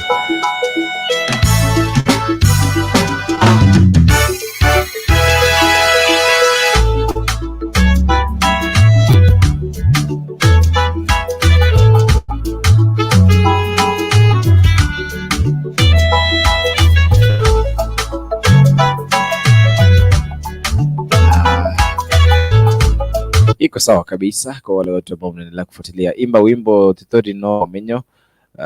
So I cannot assure you that I can do that. Sababu hiyo song actually sijui kaki. So I'm waiting for this lady atupe ushuhuda ili kama tuweze kutomoka papa hapa, lakini itakuwa ni audio ambayo itakuwa inachezwa. Nasema kama mitambo imekata kabisa. Tumejaribu mitambo imekata kabisa. That is why I was trying to know kama kwani kuna nini wakati wa shuhuda. Pia shetani anataka kupita hadi kwa ushuhuda pia tusipate ushuhuda jameni. But our God is so great. Our God is so excellent. Our God is so faithful. Hatuwezi tukalia kwa sababu Mungu wetu sio masikitiko. Yeye ni Mungu wa kweli na akisema amesema. Right? Pale itakuwa ni vizuri sana. Katika dakika 41 baada ya saa 1 asubuhi. Nimeona pale yameweza kutuma tuweze kujua ni yapi aliweza kutukia pale katika hali ya maisha yake. Huyu dada yetu anaitwa Naomi. So Naomi naweza kujiunga na pamoja na yeye sasa hivi niweze kujua kwamba katika hiyo audio atujue kumeenda namna gani, kulikuwa namna gani katika maisha yake, what happened and what is this that our God amefanya juu ya maisha yake.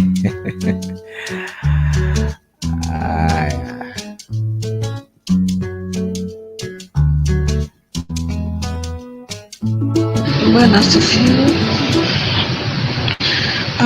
Kwa majina mimi naitwa Naomi. Nashukuru Mungu sana kwa sababu ameniwezesha amenifikisha siku ya leo.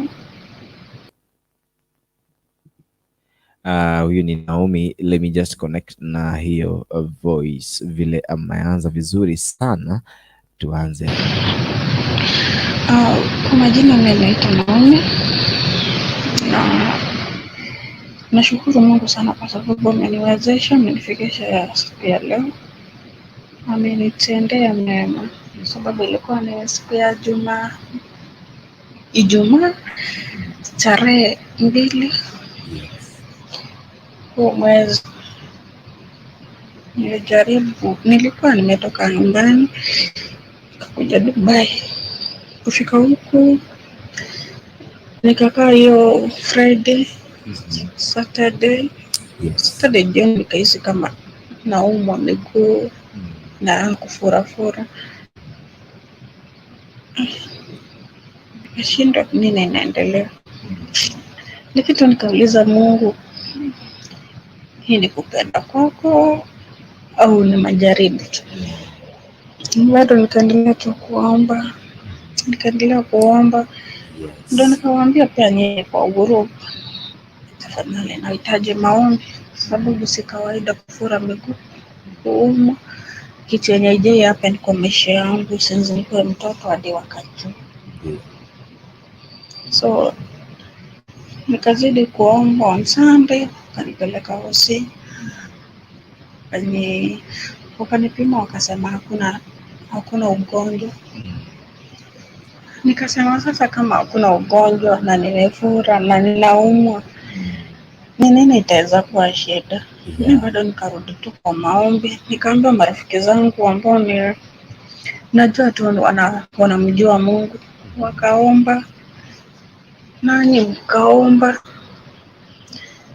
Kwa kufikia sasa nahisi kama nina nguvu kidogo, natembea kidogo, natembea kidogo, kuvura imepungua, kuumwa ndo inaendelea kupungua tu kidogo kidogo. Ndio maana nasema hakuna wa kukimbilia isipokuwa Mungu, sababu nilipewa madawa hazikufanya kazi. Nikirudi kwa maombi, naona tu maombi ndio nimesaidia. Maombi ndio kila kitu. So kila mtu lazima saa hii penye imefikia, hakuna kitu yenye inaweza kusaidia kwa hii dunia isipokuwa maombi. Maombi ndio kila kitu, ndio inasaidia, ndio inaponya, ndio inaondoa maumivu, ndio inaondoa stress, ndio inaondoa kila kitu. So kila kitu ni maombi. Ni wote. Nashukuru sana kwa maombi yenu. Acha Mungu aendelee kuwabariki na awalinde. Asante sana. Amen. Huyu amekuwa ni Naomi kutoka eneo lile, alitoka hapa Kenya. She has been sharing ile safari ambayo alitoka hapa Kenya akaenda Qatar. Baada ya hapo miguu ikaanza kumnyonya pale. Ilipokuwa inamnyonya pale, alienda hospitali. Alipokuwa anakaguliwa akapata kwamba hakuna usaidizi. Anaambiwa kwamba uko sawa, na anashinda kwamba niko sawa na bado ninahisi vibaya namna hii. Na ikabidi kwamba dada yetu akaweza kufanya nini, akaweza kuomba usaidizi wa maombi. Wakati kuna ile team Sifa ya Kisi Hot TV, ile team Sifa pale ambapo mtu akihitaji maombi tunaweza kujikusanya kwa pamoja, tunaweza kuambiana moja baada mwingine, tunaambiana kwamba tufanye maombi jameni, itakuwa ni vizuri. And actually she is recovering. Hii leo umesikia kwamba amesema kwamba ameanza kutembea, yuko pale Qatar. Na unajua mara nyingi hata Mungu anasema kwamba wewe ni wangu, hata kama shetani hataki ufaulu. Mungu anasema kwamba wewe ni wangu kabisa, na lazima utapona na lazima utafaulu. So alienda kutafuta kazi pale, na alipoenda pale ikakuwa ni ngumu kwa sababu mambo ya miguu. Aliambiwa, by the way, what she didn't mention ni kwamba when she talked to us ni kwamba aliambiwa kwamba atasafirishwa nyumbani because kazi alienda kufanya hangeifanya, ni mambo wanaanza kumshughulikia ya matibabu. So it was not that nice, but we thank God because ako sawa. Naomi ni kama ni yeye ako hapa. Naomi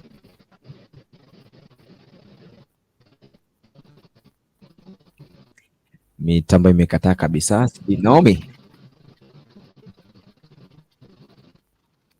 mitambo imekataa kabisa, sijui kutana namna gani, sijui lakini ikiwa ataweza kuongea itakuwa nzuri, na naomba uweke picha ama uwashe bulb ili kwamba tuweze kukuona.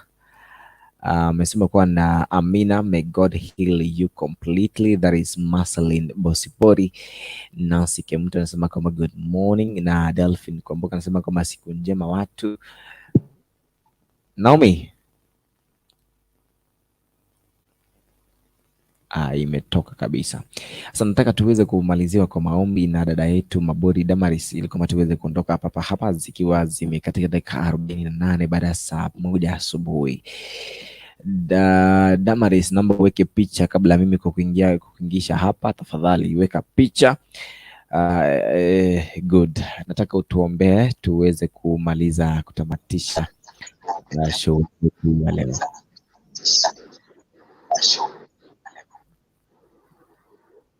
Okay, asante sana kwa nafasi. Na ningependa ili tuweze kuamini tuombe. Tuamini na tuombe. Baba mtakatifu ishie juu mbinguni, tunakuja mbele zako asubuhi ya leo. Tunasema ni asante kwa afya njema, asante kwa uhai umetupa, asante kwa ulinzi mwema, asante kwa kuwa umetulinda hadi tumefika masaa haya. Tulipoanza hii show yetu hadi tumeweza kufika mwisho wake. Baba, asante kwa kuwa umekuwa kiongozi wetu. Tena tunapoenda kumaliza, Baba yangu, naomba ukaweze kuwa pamoja nasi. Mungu wangu, nakuja mbele zako nikiomba tusamee dhambi zetu, mahali ambapo tumeenda kinyume na mapenzi yako, na mahali ambapo tumetenda kwa kujua na kwa kutojua, ukaweze kutusamea. Tunawakabidhi wazazi wetu mikononi mwako, our friends, our sisters and brothers, sons and daughters, wives and husbands, wherever they are in this day. It is a day of a Sabbath. Kwa wale wote ambao wameenda kanisani, Mungu kaweze kuwa pamoja nao, kawafunike na damu yako, ili mwovu shetani atakaposunguka na kutenda yasiyo mema juu ya maisha yao, asiweze kupata nguvu yoyote ile. Jehova, najua ya kwamba kupitia nguvu zako hakuna jambo ambalo litakalopata wana wako, na tunaamini ya kwamba wewe ndiye mtetezi hadi mwisho katika maisha yetu. Na wakabidhi wagonjwa wote mikononi mwako, kaweze kunyosha mkono wako, kawapake mafuta yako wanaposhughulikiwa huko hospitalini, na wengine ambao wako manyumbani, na mwenzetu Naomi ambaye amepitia shida ya ugonjwa ya kufura katika miguu yake. Naomba Baba, unapowatibu ukawakumbuke wote, wakapokea uponyaji ambao ni wa haraka, wakapona in the mighty name of Jesus Lord. Baba yangu, na wakabidhi watoto mayatima mikononi mwako, wafungwa, wachane, maskini, pamoja na walemavu. Wasaidie, angalia mioyo yao, ukaweze kusaidia kila mmoja kulingana na hitaji lake, na jina lako lipewe sifa na utukufu. Mungu wangu, nakushukuru nikisema ni asante kwa vile ulitukufia msalabani kwa ajili ya dhambi zetu. Naomba ukaweze kuzidi kuwa pamoja nasi, zidi kutuonyesha huo upendo ambao uko nao kuja kwetu kila wakati, na tusaidie tukaweze kukufahamu na kukukubali katika maisha haya ambayo tumefika sasa hivi. Ninajua mambo ni mengi ambayo yanatendeka ulimwengu huu, lakini tuwaomba ukaweze kutuhurumia, tuwaomba ukaweze kusikia kilio cha wana wako ambao wanahubiri neno lako kwa ukweli, ambao wanakuimbia kwa ukweli. Ukawabariki, ukawajaze na roho wako wa ukweli, mahali popote wanapoenda ukawaongoze, wasionekane wao bali uonekane wewe Yesu Kristo. Tunapoenda kumaliza, Mungu kaweze kuwa na sisi, ukaweze kutufunika na damu yako, ukaweze kusaidia mwenzetu Isaac mahali popote atakapokuwa katika siku ya leo. Unamjua na kumfahamu pia, Mungu kaweze kumsaidia, kaweze kumbariki, kaweze kusaidia familia yao, na jina lako lipewe sifa na utukufu. Above all, Mungu wangu, kabla utusaidie tuweze kupata mali ya dunia hii, tusaidie, utujaze na Roho wako Mtakatifu atakaye tuongoza, ili tuweze kujua yaliyo mema na mapenzi yako, ili tuweze kuwaza yaliyo mema na mapenzi yako. Tuondolee mawazo mabaya, tuondolee tamaa mbaya, tuondolee mazoea mabaya, in the mighty name of Jesus Lord. And this is my humble prayer. I pray and believe in the mighty name of Jesus. Amen. Amen, amen. Thank you very much, our sister. Bless you so much, na Mungu akubariki zaidi na zaidi na zaidi. Asante sana kwa huo ombi ilo zuri. Asante, nataka tu kuambia kwamba wewe ambao umekuwa pamoja na sisi, God bless you. Nilikuwa nimewa thank hapo mwanzoni, na niweze kushukuru watu wa team Facebook pale kama Andrew RD, Wycliffe Barongo na Thomas Mungai. Thank you so much for being locked right here. Na Nemuel, thank you so much as well. Na watu zaidi, kuna Roda pale, kuna watu wengine zaidi. Na shukuru Mungu kwa sababu yenu. Na thank you so much kwa producer and cameraman and the actually the manager and the director. God bless you so much. Mungu wabariki. Tupatane tena kesho kwa majaliwa ya Mwenyezi Mungu, kwa azia mwendo wa saa 11 asubuhi hadi mida ya saa 1 pale. Zimekatika dakika 55 baada ya saa 1 saa ya Afrika Mashariki. Goodbye. Niite Papa Isaac Leonard. Namba yangu iko hapo, unaweza unaweza ukaongea na mimi kwa njia zozote zile na itakuwa ni nzuri. God bless you and have a blessed day. Let me just say, may the grace of our Lord Jesus Christ and the love of God and the fellowship of the Holy Spirit to be with us now and forevermore. Amen and amen. Goodbye. Shalom. Shalom.